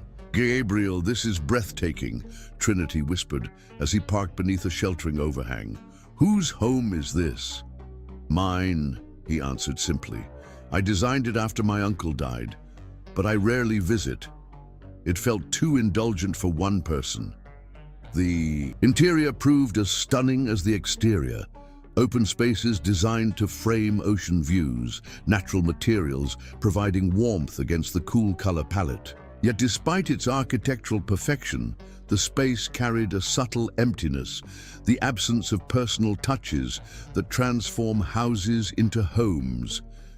Trinity explored with appreciative curiosity, trailing fingers across stone countertops and pausing to admire how sunset light filtered through strategically placed windows. "You designed this to capture every mood of the ocean," she observed. "It's intimate despite its size." Gabriel watched her move through the space, struck by how her presence immediately altered its energy, bringing vitality to rooms that had existed primarily as aesthetic achievements rather than lived experiences. Before dinner, Gabriel presented Trinity with a simple white dress of flowing organic cotton. Its elegant simplicity suited her perfectly, neither overly formal nor casual, but designed for movement and grace. When Trinity emerged onto the candle-lit terrace, Gabriel momentarily lost capacity for speech. The dress complemented her dark skin exquisitely, its draping fabric moving like water with each step. She'd released her braids, allowing natural coils to frame her face in a halo that caught golden light from strategically placed lanterns. Dinner progressed with intimate conversation that flowed as naturally as the wine filling their glasses. Gabriel had arranged for local seafood, prepared simply but perfectly, allowing ocean flavors to speak for themselves. After dinner, Gabriel opened doors to the lower terrace, where wooden decking extended toward cliff's edge. The night had turned perfect, stars scattered across velvet darkness, waves providing rhythmic soundtrack, gentle breeze carrying ocean essence without uncomfortable chill.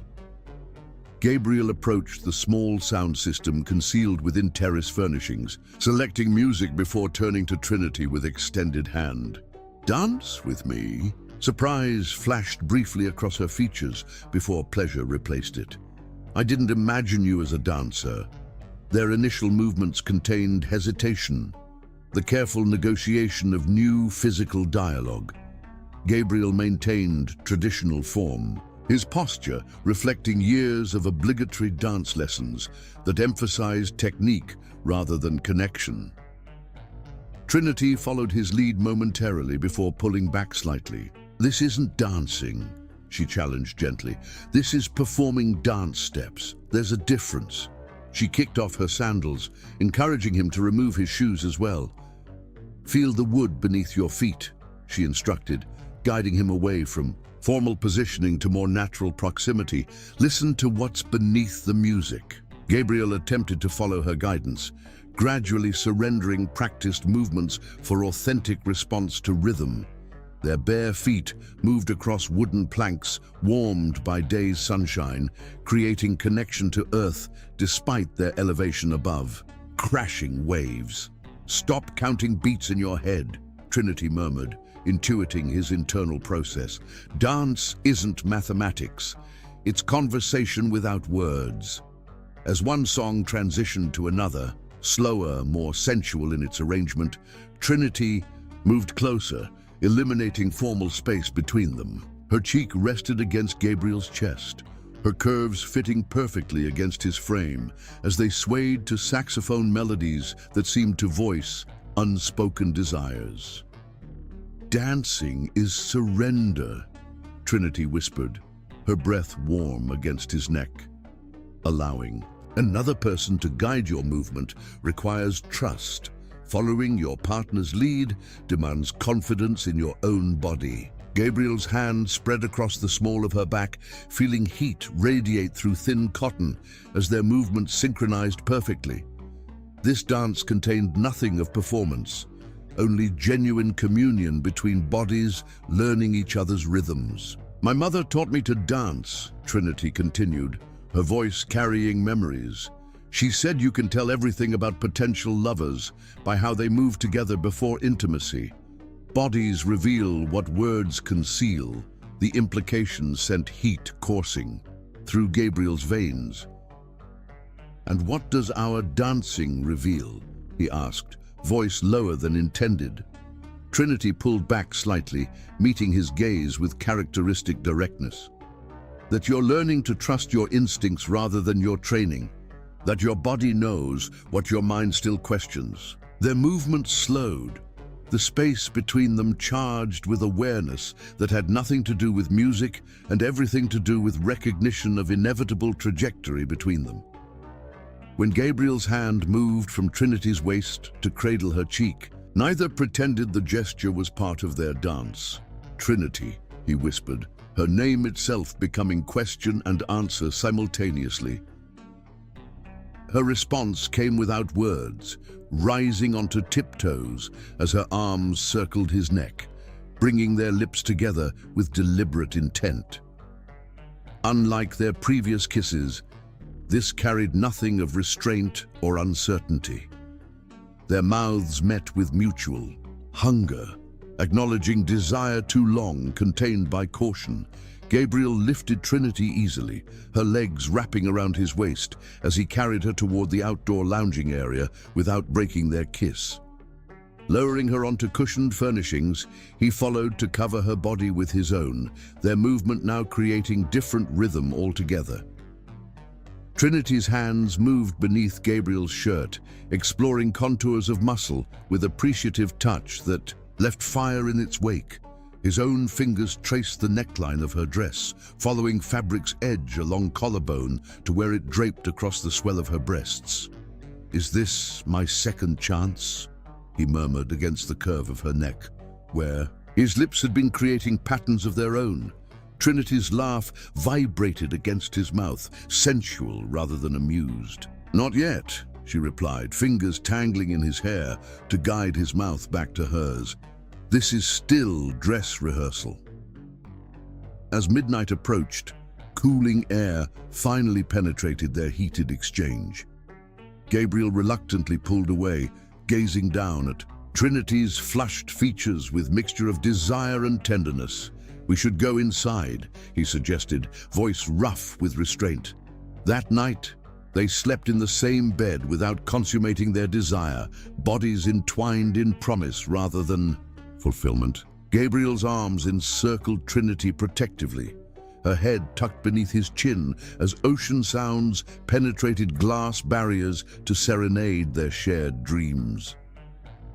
For the first time in his adult life, Gabriel fell asleep without calculating responsibilities, awaiting tomorrow, fully present in momentary perfection rather than anticipating future challenges. Trinity's rhythmic breathing against his chest created counterpoint to waves crashing below, both sounds merging into lullaby that spoke of possibilities he'd never allowed himself to imagine.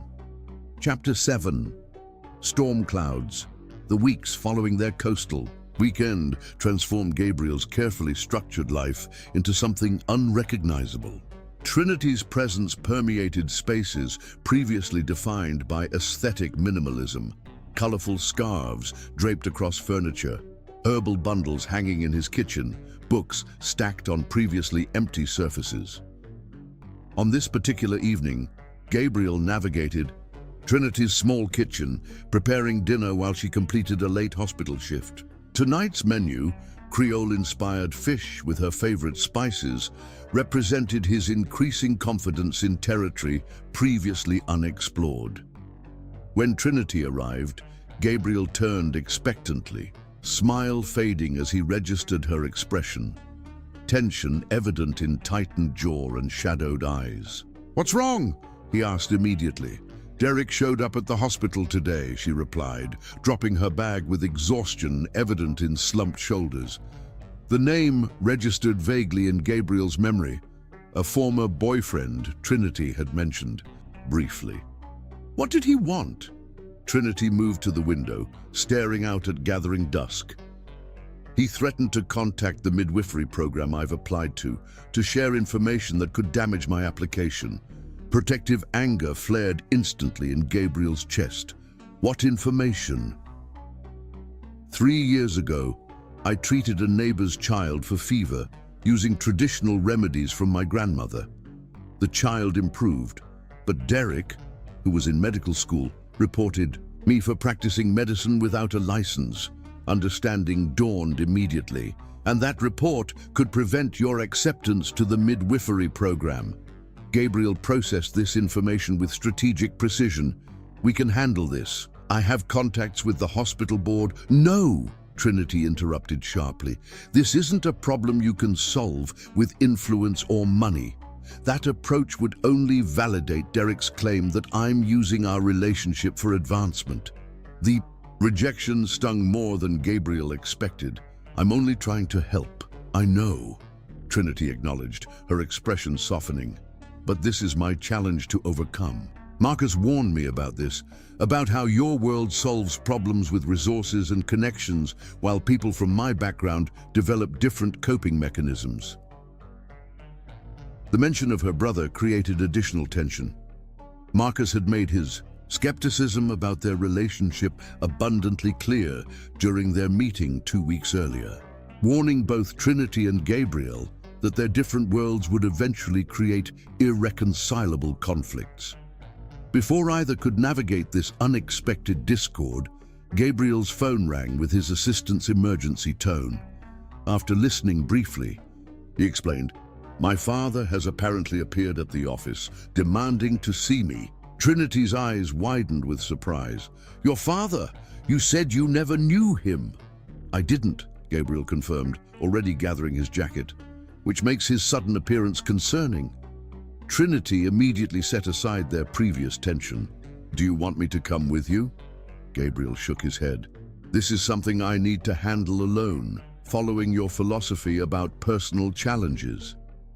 Henry Laurent proved exactly as Gabriel's assistant had described: disheveled, intoxicated, and belligerent. Up close, Gabriel could see hints of his own features reflected in this stranger's face. Same jawline, similar height, eyes matching his own unusual hazel shade. Once alone in a conference room, Henry's performance dropped. Calculation replacing feigned emotion. "I want what any father deserves, recognition and perhaps modest compensation for contributing to your genetic success. You abandoned my mother before I was born. You have no claim to anything in my life," Gabriel replied coldly. "Your mother understood our arrangement was temporary," Henry countered smoothly. "Not my fault she developed inconvenient expectations." Something cold and precise crystallized within Gabriel's chest. "My mother died alone, struggling with addiction while trying to raise me without support. Whatever arrangement you had clearly didn't include basic human decency." Henry's expression hardened. "I've followed your career for years, watched you build your empire while I struggled. Same blood flows through our veins, yet fate distributed opportunity unfairly." "Not fate," Gabriel corrected calmly. Choices. You chose abandonment. I chose discipline and hard work despite having every excuse to fail.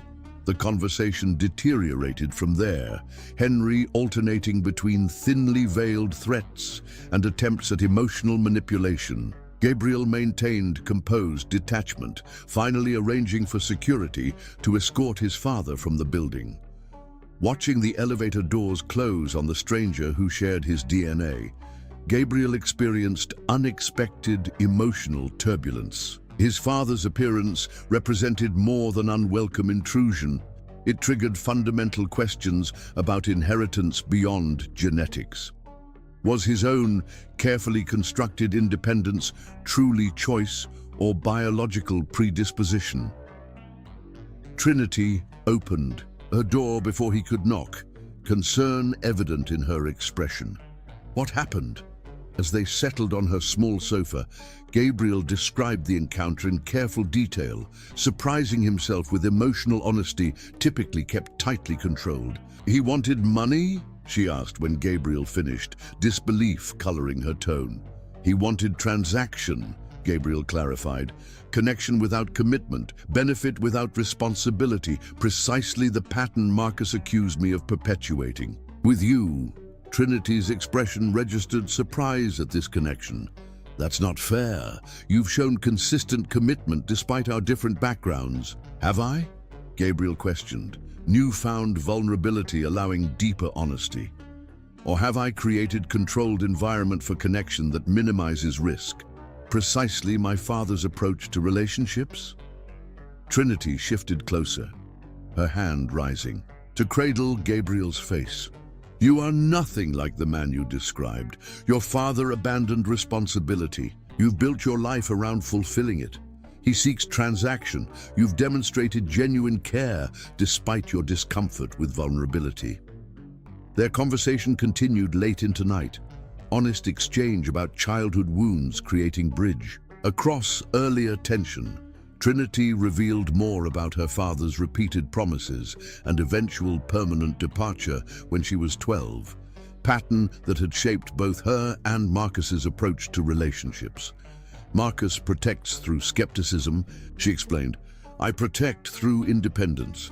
We both fear abandonment but express it differently. Gabriel nodded, recognizing parallel to his own pattern. And I protect through compartmentalization, keeping different aspects of life separate to limit vulnerability in any single area. As midnight approached, Trinity traced gentle patterns across Gabriel's chest where his heartbeat steadied beneath her touch.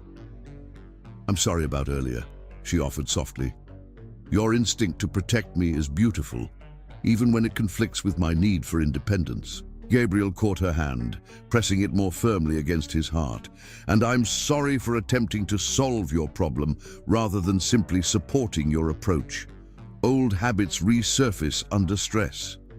Trinity looked directly into his eyes. We come from different worlds, Gabriel. Those differences will create challenges we can't always anticipate. The truth of her statement resonated uncomfortably. Despite growing intimacy, fundamental differences remained in experience, in resources, in approaches to life's obstacles. What happens when Derek follows through on his threat? He asked. What happens when Marcus's skepticism creates further tension? Are these differences eventually insurmountable? Trinity considered his questions thoughtfully. Every relationship faces obstacles. What matters isn't avoiding challenges, but choosing to face them together, rather than retreat to safer emotional territory. She paused, fingers gently combing through his hair. Derek represents my past, control disguised as concern. Your father represents similar pattern from different socioeconomic position. Both remind us what we're choosing against as much as what we're choosing toward. Morning brought professional urgency that postponed further personal conversation. Their goodbye kiss carried unusual weight, both sensing unresolved undercurrents beneath apparent reconciliation. Throughout the day, Gabriel found concentration elusive. as his mind repeatedly returned to fundamental questions raised by previous evening's events. By afternoon, clarity slowly emerged, recognition that his relationship with Trinity required greater courage than any professional challenge he'd ever faced. As evening approached, Gabriel found himself drawn back to the community garden where their story had begun. Sitting on the stone bench beneath the willow tree where Trinity had first truly seen him, Gabriel reached a decision that felt simultaneously terrifying and inevitable. His phone chimed with Trinity's message, accompanied by photo showing official letter, "Program acceptance came today despite Derek's interference. My qualifications outweighed his accusations. Can we talk tonight?" Gabriel responded immediately, "Meet me at our garden, the willow tree." When Trinity arrived, triumph from her professional validation still illuminating her expression, Gabriel recognized what truly mattered amid theoretical concerns about different worlds. "Congratulations," he said simply, genuine pride evident in his voice as he embraced her. "You earned this through merit rather than manipulation." Taking Trinity's hands between his, he gathered courage for complete honesty. "Yesterday made me recognize something I've been avoiding acknowledging. We come from fundamentally different worlds. Those differences create obstacles that require tremendous courage to overcome." Trinity's expression fell, her hands stiffening within his grasp. "Are you ending this between us?" "Just the opposite," Gabriel responded with sudden clarity. "I'm acknowledging that loving you is the most terrifying and beautiful experience of my life, precisely because it demands courage I've never needed before." Relief transformed Trinity's expression, tension yielding to cautious hope. "Meeting my father showed me what happens when connection is viewed as transaction rather than genuine engagement. I've spent years unconsciously following his example, maintaining independence as protection against vulnerability. You've challenged that pattern from our first meeting." "And challenged is uncomfortable," Trinity observed softly. "Tremendously," Gabriel agreed with unexpected smile. "Yet also essential for growth. You've helped me recognize that safety and fulfillment rarely coexist, that meaningful connection requires risking disappointment and rejection." Walking toward the garden exit hand in hand, Gabriel remembered Trinity's original challenge. 3 chances to touch her with confidence that would determine their relationship's potential. 2 chances remained unused, yet something more significant had developed between them. Mutual understanding that transcended physical connection to touch deeper emotional reality. "Your father and Derek could have driven us apart," Trinity observed, as streetlights illuminated their path home. "Instead, they've clarified what matters most." Gabriel nodded, squeezing her hand gently. "The storm reveals what's built on solid foundation and what requires reinforcement." Neither spoke the word love aloud that evening, yet its presence surrounded them as surely as the night air carrying scents of earth and growing things from the garden behind them. Something essential had shifted between them. Fear acknowledged rather than denied, differences recognized rather than ignored. Chapter 8. Fractured Faith. The invitation arrived on heavy cream stationery with embossed letterhead, Laurent Architectural. Innovation's annual gala celebrating the firm's achievements and honoring significant clients. As CEO and creative director, Gabriel's attendance wasn't optional, but obligatory. The unexpected complication came in Trinity's schedule. Her midwifery program had unexpectedly shifted clinical rotations, freeing the evening Gabriel had assumed she would be unavailable. "I can attend after all," she announced, excitement evident, as she handed him freshly revised rotation schedules. "My hospital shift was switched to next weekend." Gabriel's hesitation lasted only seconds, but Trinity's perceptiveness caught it immediately. "Unless you'd prefer I not come," she questioned, confusion replacing enthusiasm. "Of course I want you there." Gabriel responded quickly, though something in his tone lacked complete conviction. "I just hadn't prepared anyone for your attendance." Trinity studied him with the directness that had characterized their relationship from its beginning. "Are you uncomfortable introducing me to your professional circle?" The question hung between them, its implication creating sudden tension where easy companionship had existed moments before. Gabriel chose his words carefully, aware of potential misinterpretation. These events are tedious obligations, business relationships masquerading as social occasions.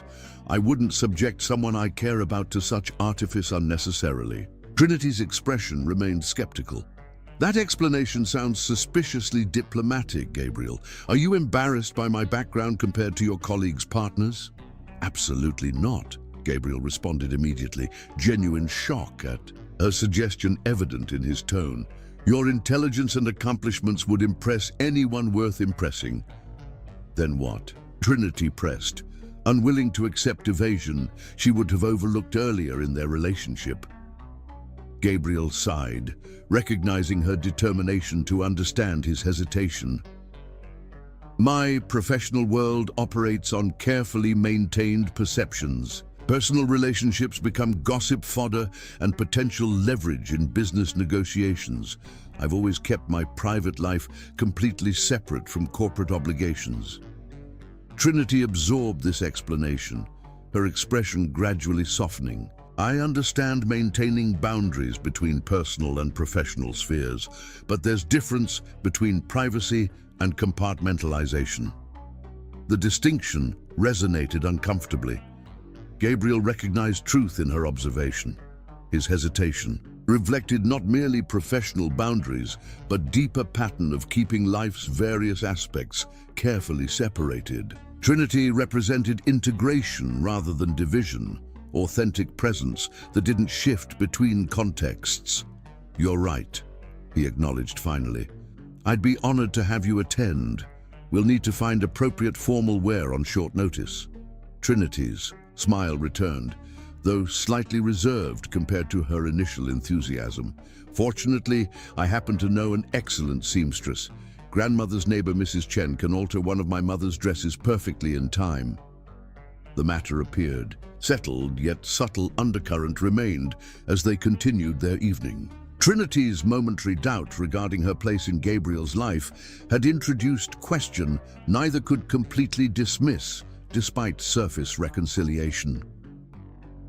The night of the gala arrived with crystalline autumn skies and unseasonable warmth that suggested summer's reluctance to surrender completely to advancing seasons.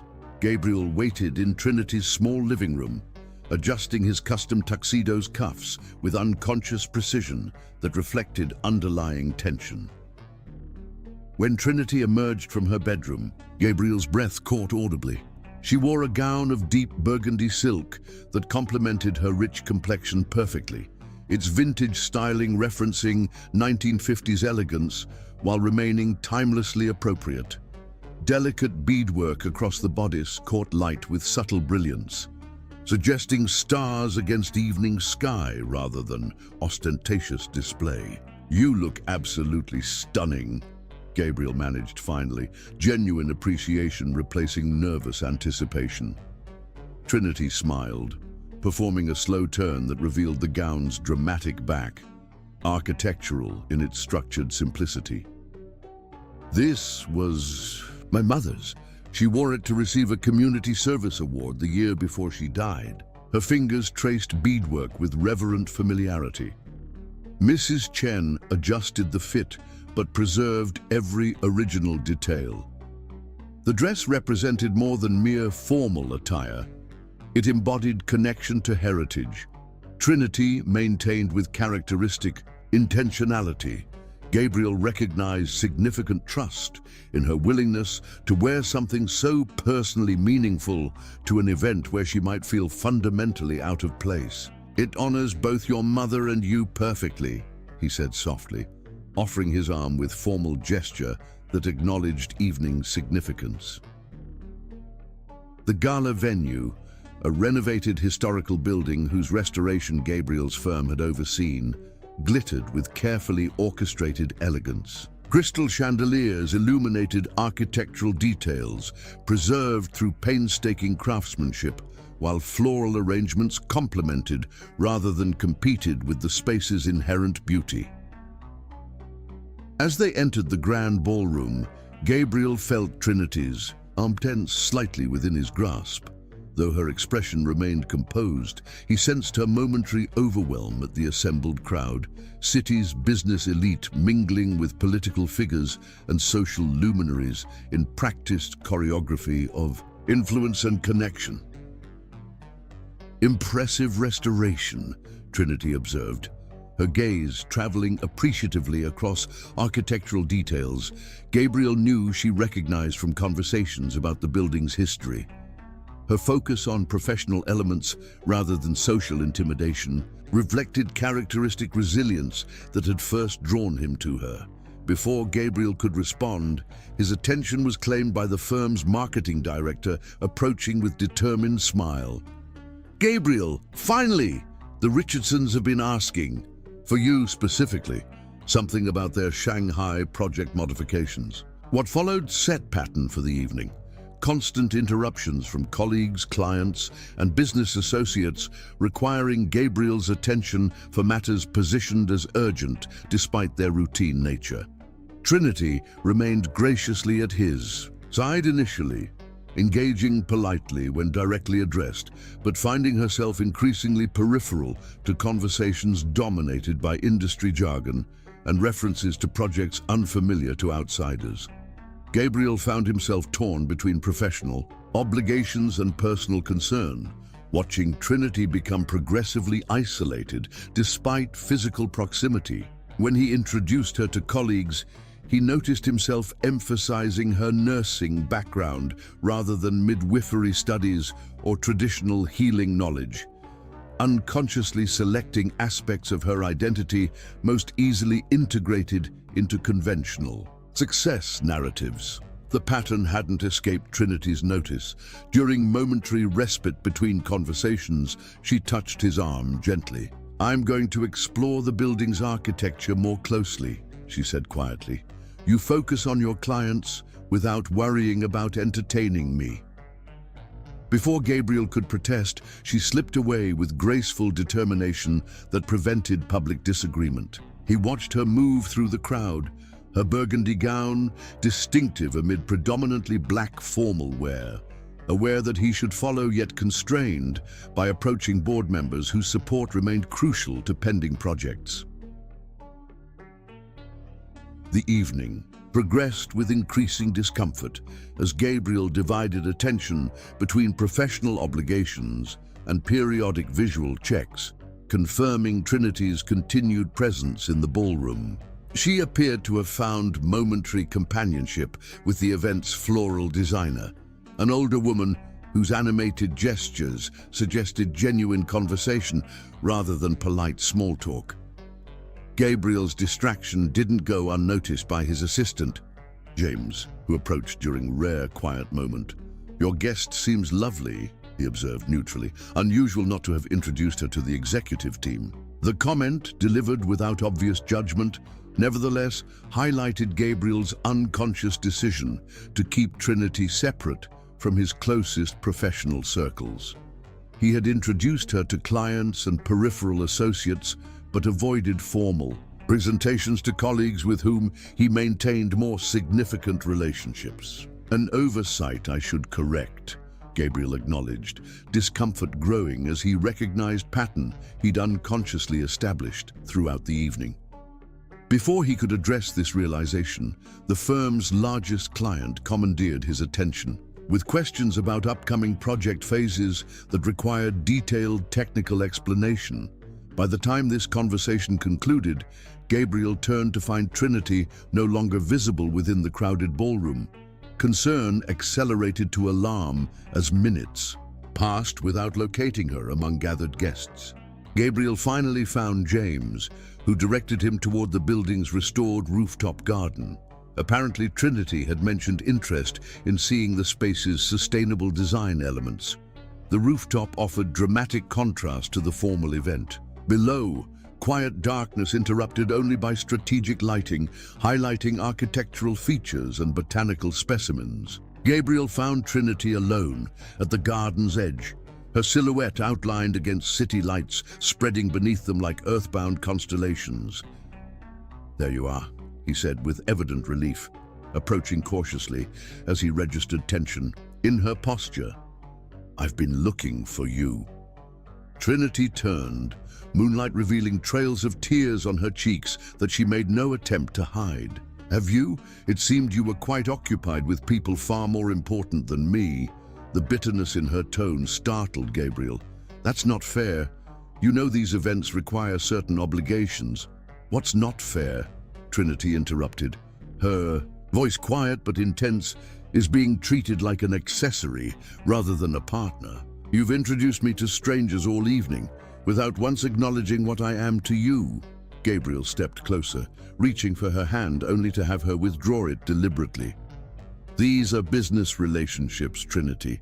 Personal connections aren't relevant in this context, except everyone else's partners were acknowledged appropriately," she countered. "I watched you introduce the board chairman's wife with more warmth than you showed me. I heard your marketing director's husband described as brilliant physician, while I was merely Trinity, a nurse." Her observation struck uncomfortably close to truth Gabriel had been avoiding. Throughout the evening, he had unconsciously minimized their relationship, presenting Trinity as casual acquaintance rather than the woman who had transformed his emotional landscape. "I've always kept my personal life separate from business," he explained, awareness of inadequate justification growing, even as words left his mouth. Trinity's laugh held no humor. "Is that what you tell yourself? Because from where I stand, it looks remarkably like shame." The accusation landed with devastating precision. "That's absurd. I'm not ashamed of you." "Perhaps not consciously," Trinity acknowledged, her perceptiveness cutting through his defenses. "But actions reveal truth more reliably than intentions, Gabriel. Tonight, you've carefully kept me separate from anyone whose opinion matters to you professionally." The message was unmistakable. Gabriel struggled against immediate defensive response, forcing himself to consider her perspective. Had he unconsciously created separation between Trinity and his professional world? The uncomfortable answer proved impossible to deny completely. "If I've kept boundaries between worlds, it's from habit rather than shame," he offered finally. "My professional identity has always existed separately from personal relationships." "That distinction worked before us," Trinity replied, her tone softening slightly, though hurt remained evident. "But relationships require integration, not compartmentalization. I need a partner willing to acknowledge me in all contexts, not just private spaces where no one important is watching." The fundamental truth of her statement resonated painfully. Gabriel recognized pattern extending beyond tonight's event. His careful separation of life's various aspects, reflecting deeper fear of vulnerability if worlds collided. "I'm sorry," he said simply, understanding inadequacy of words against evening's accumulated slights. "You deserve better recognition of your importance in my life." Trinity studied him with the directness that had characterized their relationship from its beginning. "I don't need grand gestures, Gabriel. I need authentic presence, confidence in us that doesn't change depending on audience." Before Gabriel could respond, his assistant appeared at the rooftop entrance. "Gabriel, sorry to interrupt, but the mayor's speech begins in 5 minutes. Your introduction is expected."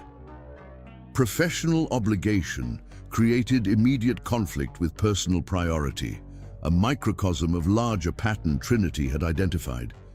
Gabriel hesitated only briefly before making a decision that felt simultaneously obvious and revolutionary. "Please tell them I'm unavoidably detained with priority matters," he instructed. "The vice president can handle introductions." James blinked with surprise at unprecedented instruction before nodding and retreating discreetly. Trinity's expression registered similar shock at Gabriel's choice of personal connection over professional obligation. "You didn't need to do that," she said quietly. "I did," Gabriel contradicted gently. "Not as grand gesture, but as first step toward integration rather than division. You're right about my compartmentalization. It's fear disguised as organizational principle." The honesty between them, hallmark of their connection from beginning, gradually eased tension that had accumulated throughout evening. As they talked beneath star-scattered sky, Gabriel acknowledged deeper truths about his reluctance to fully integrate Trinity into all aspects of his life. Not shame regarding her background, but fear of vulnerability if professional and personal. Worlds merged completely.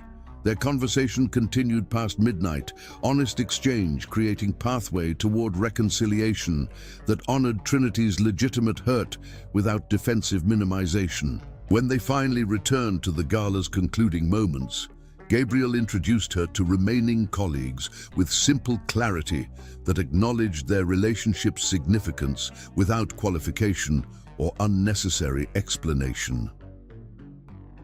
The evening ended with tentative restoration of trust, though underlying questions remained as they rode home in contemplative silence. Trinity's head rested against Gabriel's shoulder in gesture suggesting forgiveness, without completely erasing evening's painful revelations. "I need time to process tonight," she said quietly as they reached her apartment door. Her expression contained compassion alongside lingering hurt. Space to consider what integration between our worlds realistically means. Gabriel nodded, recognizing legitimacy of her request despite desire to resolve discomfort immediately. "I understand." She kissed him briefly. Affection without passion, signaling emotional distance despite physical proximity. "Good night, Gabriel." Watching her door close, Gabriel confronted uncomfortable recognition that tonight had revealed fundamental question requiring answer beyond immediate reconciliation. Could someone raised with his instinct toward emotional compartmentalization truly provide the integrated connection Trinity deservedly sought? Morning brought no messages from Trinity, unusual silence that spoke volumes about previous evening's impact. Gabriel respected her requested space while struggling against ingrained tendency to retreat into work rather than confront emotional discomfort.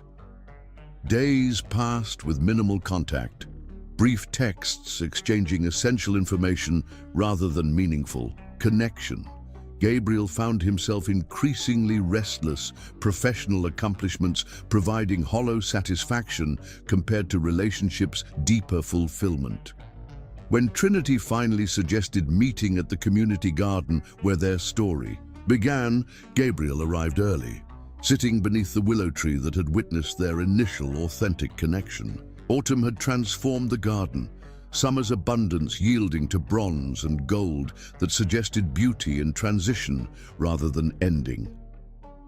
Trinity arrived wearing simple jeans and sweater, her natural beauty requiring no enhancement, yet striking Gabriel with renewed force after their separation. She settled beside him on weathered bench, maintaining slight physical distance that reflected emotional caution. "I've been thinking about us," she began without preamble, directness unchanged despite recent conflict, "about whether the distance between our worlds can truly be bridged." Fear constricted Gabriel's chest, possibility of losing her suddenly, terrifyingly real. "I believe it can," he offered, voice steadier than his emotions. With conscious effort and honest communication, Trinity nodded slowly, considering his response with characteristic thoughtfulness. The gala highlighted something I've sensed, but avoided acknowledging that integration requires significant adjustment from both of us. Your world values appearance and influence. Mine prioritizes authenticity and service. Those differences create natural tension. Her assessment contained uncomfortable truth Gabriel couldn't deny. Their worlds operated on fundamentally different principles, his emphasizing strategic achievement, hers valuing meaningful contribution regardless of recognition. Different values don't necessarily conflict, he suggested, though uncertainty colored his tone. They can complement each other when approached with mutual respect. Trinity's smile held sadness rather than agreement. In theory, perhaps, but reality requires compromise that sometimes sacrifices authenticity for acceptance. She paused, gathering courage for difficult truth. I'm not willing to become a palatable version of myself to fit comfortably in your world, Gabriel. The statement hung between them, not accusation, but recognition of fundamental challenge their relationship faced. Gabriel reached for her hand, relief flooding through him when she didn't withdraw from contact. I would never ask that of you, he said with absolute conviction. Your authenticity is precisely what I value most. Your unwillingness to perform expected roles or pretend interest in shallow pursuits. Trinity studied their joined hands, vulnerability evident beneath her usual strength. Yet your world requires precisely such performance. The question becomes whether our relationship can withstand that fundamental contradiction. Gabriel recognized crucial crossroads they'd reached, moment requiring complete honesty rather than comfortable reassurance. I don't know, he admitted, finally. I only know life without you now seems unimaginably empty. Whatever adjustments necessary for our worlds to integrate seem insignificant compared to that alternative. His candor, acknowledging uncertainty while affirming commitment, visibly touched Trinity. Something shifted in her expression as she recognized courage required for such vulnerable truth rather than confident promises he couldn't guarantee. I need to visit my grandmother for a few days, she said finally. She's having minor surgery, and I promise to help during recovery. The time apart might provide clarity for both of us. Gabriel nodded, understanding her need for separation while dreading absence that might become permanent. As they walked toward the garden exit, autumn leaves crunching beneath their feet created melancholy soundtrack to conversation that had revealed relationships' fundamental vulnerability without resolving it. At Trinity's car, Gabriel gathered courage for question he'd avoided throughout their discussion. When you return, will we have chance to continue building what we've started? Trinity's expression softened with compassion that provided hope without certainty. I truly don't know, Gabriel. Some questions require distance to answer clearly. Her honesty, painful yet respectful, reflected relationship's foundation despite current fragility. Gabriel watched her drive away, autumn wind carrying leaves in spiraling dance that seemed appropriate metaphor for emotions swirling without clear resolution. The following week passed with excruciating slowness. Gabriel moving through professional obligations with mechanical precision, while emotional attention remained fixed on unanswered questions about Trinity's return. Their communication remained minimal, brief updates about her grandmother's recovery without deeper emotional content. On the seventh day, Gabriel returned from client meeting to find small envelope on his desk, delivery requiring override of security protocols that suggested his assistant's involvement. Inside, he found simple note in Trinity's elegant handwriting. Your third chance awaits when you find your courage. The message's brevity contained volumes within its simple statement, acknowledgement of their original challenge alongside recognition that relationships' future depended not on practiced touch, but authentic courage to integrate worlds previously kept separate. Gabriel sat motionless at his desk, message creating clarity that weeks of analysis had failed to provide. The choice before him suddenly crystallized with perfect simplicity. Continue pattern of compartmentalization that had characterized his life or embrace integration Trinity rightfully sought. With decision came unexpected lightness. Fear replaced by determination, as Gabriel recognized path forward with perfect clarity. His assistant appeared momentarily startled when Gabriel emerged from his office with unprecedented instruction. Cancel everything for the next week. Family emergency requiring immediate attention. The unprecedented request raised eyebrows but met no resistance. Testament to Gabriel's professional capital accumulated through years of unwavering commitment to corporate obligations. Within hours, arrangements were complete, leaving only implementation of plan that felt simultaneously terrifying and absolutely necessary. As autumn wind scattered golden leaves across city streets, Gabriel's car headed toward coastal highways, carrying revelation Trinity had sought since their relationship began. Complete confidence not merely in physical touch, but emotional commitment, transcending boundaries between carefully separated worlds. Chapter 9. Rain-soaked vows. The coastal town where Josephine had grown up embodied everything Gabriel's urban existence lacked.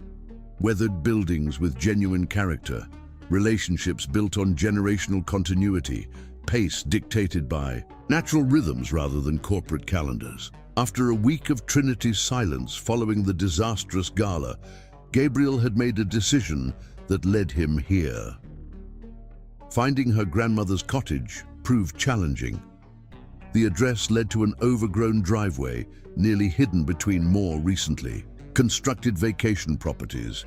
Rain had begun falling steadily, turning the unpaved road to mud that threatened to trap his city-appropriate vehicle.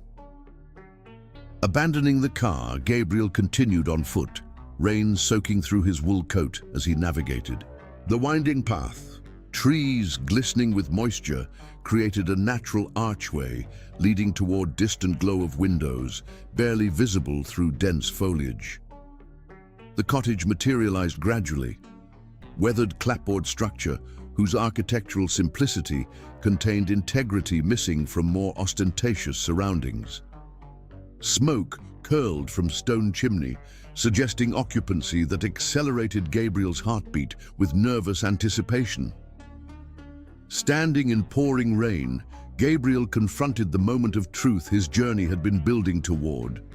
The symbolic significance wasn't lost on him, willingly abandoning comfort and control to stand vulnerable before a woman whose acceptance remained uncertain. Unlike their first meeting's accidental storm, this deliberate immersion in discomfort represented conscious choice rather than circumstance. Through rain-streaked windows, Gabriel glimpsed Trinity's familiar silhouette moving within golden lamplight, unaware of his presence. The simple intimacy of this unguarded moment tightened his chest with emotion that transcended mere longing. Gathering courage shaped by weeks of reflection, Gabriel approached the weathered porch steps. Rather than knocking immediately, he stood. In steady downpour, face tilted upward to receive rain's baptismal quality.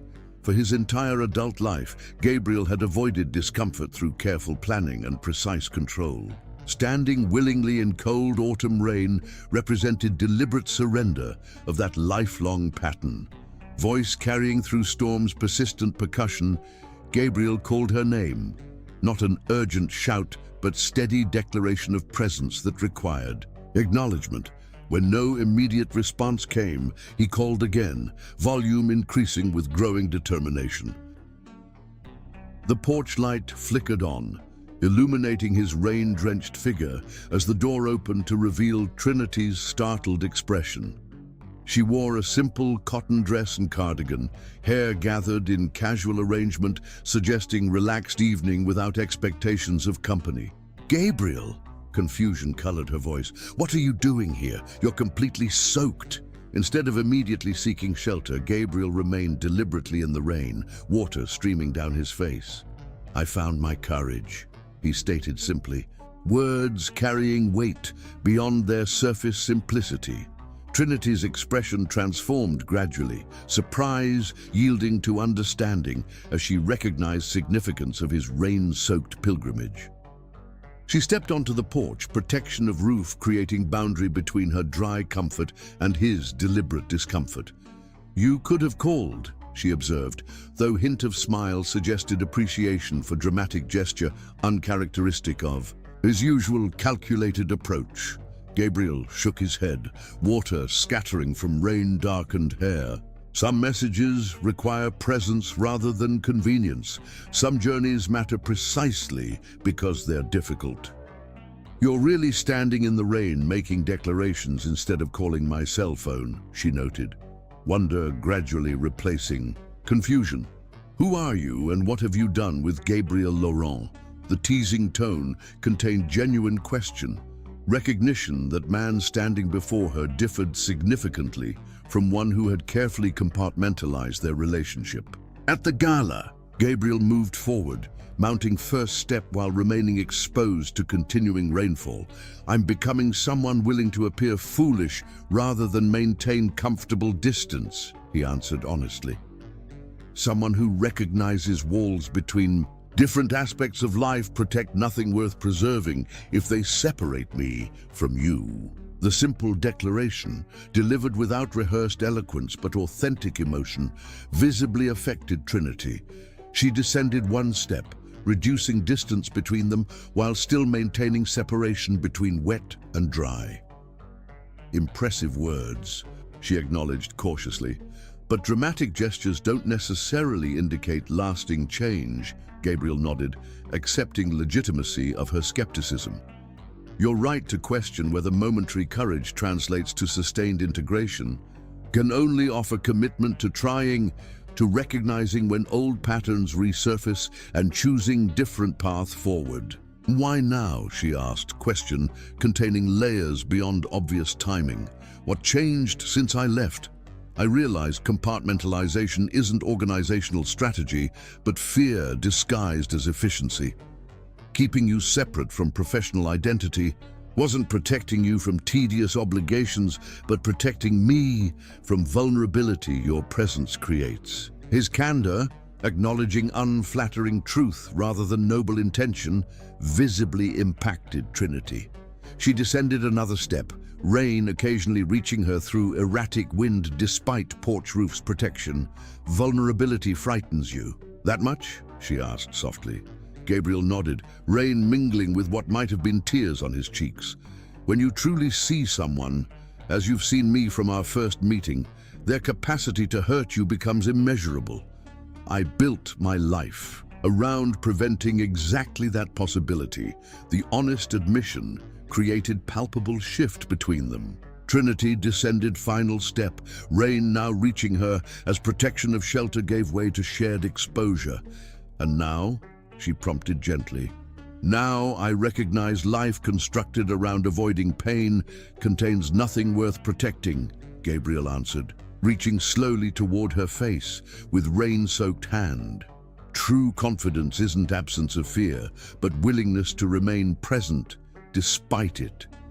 His fingers traced gentle path along her cheekbone, rainwater transferring from his skin to hers in baptismal connection. Unlike previous touches, hesitant first attempt beneath willow tree or passionate but restrained caresses during coastal weekend, this contact contained absolute certainty despite its gentleness. Trinity's eyes closed briefly, recognition flickering across her features as she registered fundamental difference in his touch. When she looked at him again, previous guardedness had yielded to cautious hope. "Your third chance," she acknowledged softly.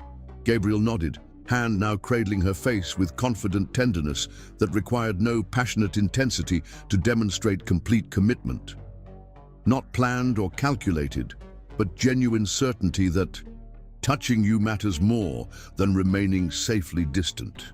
Trinity stepped fully into the rain then, allowing weather to soak her clothing alongside his in symbolic abandonment of separation. Her hands rose to frame his face, thumbs tracing features with matching confidence that mirrored his own certainty. "I never expected you to be perfect," she said, voice barely audible above rainfall. Only authentic, same person in all contexts. Rather than chameleon adapting to different environments, Gabriel's other hand found her waist, drawing her closer with gentle insistence that contained nothing of hesitation or uncertainty.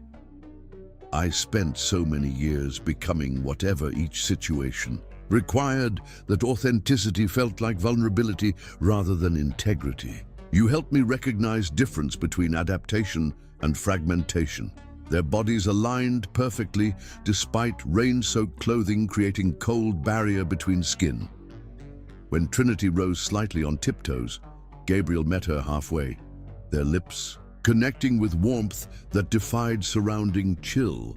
Unlike previous kisses, exploration, or passion, this contact represented covenant more than question. They stood fully exposed to elements deliberately uncomfortable, yet perfectly aligned in acceptance of vulnerability as strength rather than weakness to overcome.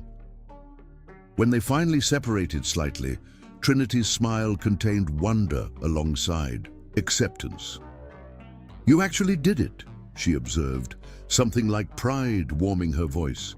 "Found confidence that transcends circumstances or audience.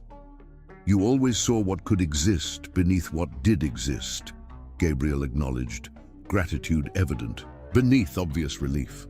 "Your challenge created possibility I wouldn't have discovered without your perception." Trinity laughed softly, joy replacing previous tension as rain gradually lessened around them. "I never actually expected marriage tonight, you know. The original challenge was impulsive metaphor rather than literal expectation." Gabriel's answering smile contained matching amusement alongside serious intent.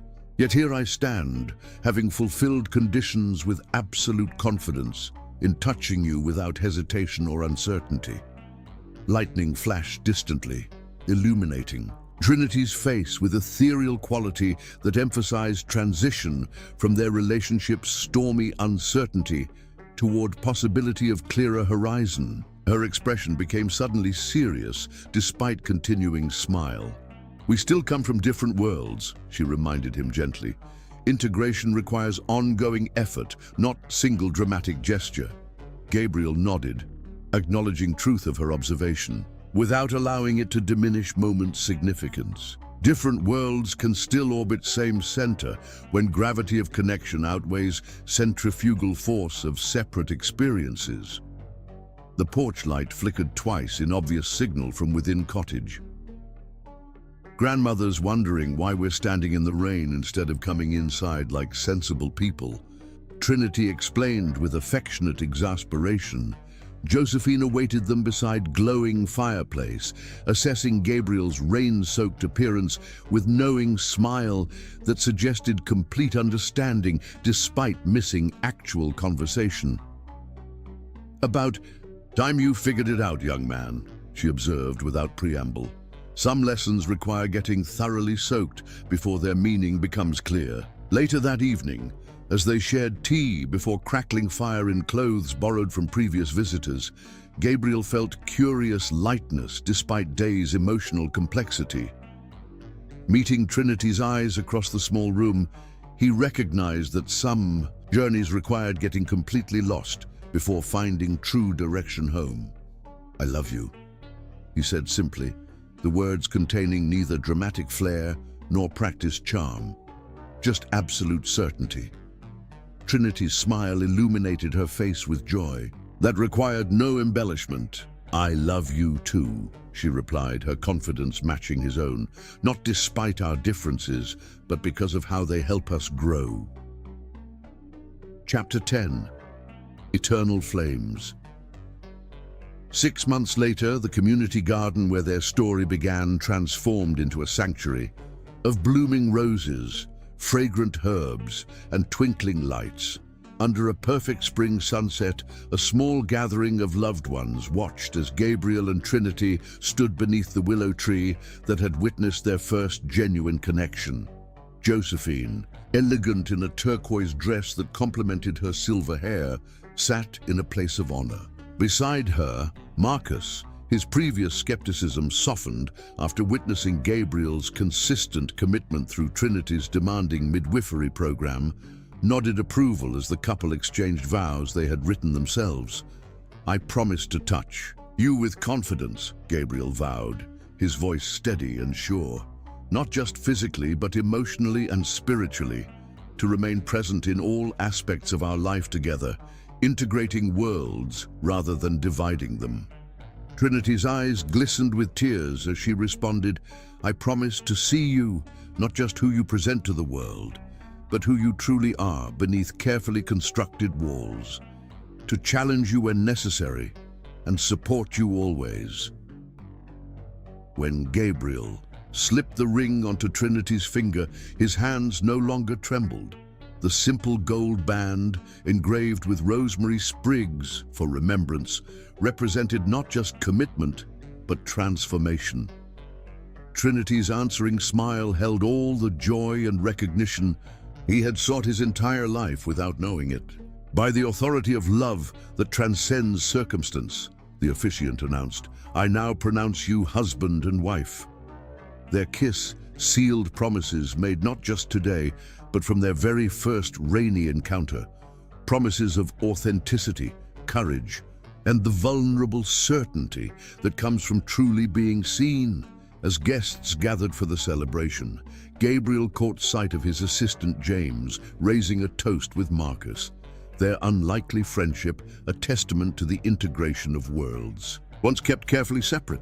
Nearby, Trinity's hospital colleagues mingled with Gabriel's architectural team, boundaries dissolving through genuine connection rather than formal networking. The garden itself now expanded through Gabriel's foundation to include educational programs for neighborhood children and healing spaces for community use, embodied their shared vision. What began as personal sanctuary had grown into communal resource bridging differences through common purpose. Later, in their honeymoon cottage by the sea, the same coastal house where Gabriel had finally found his courage, they created their own paradise of passion and tenderness. As moonlight filtered through windows left deliberately open to ocean breezes, Trinity traced the contours of her husband's face. "Did you ever imagine that day in the garden that we would end up here?" she asked, her body pressed intimately against his beneath silk sheets still warm from their lovemaking. Gabriel captured her hand, pressing a kiss against her palm with absolute confidence. "No," he admitted honestly. "I was too afraid then to imagine anything this meaningful." "And now?"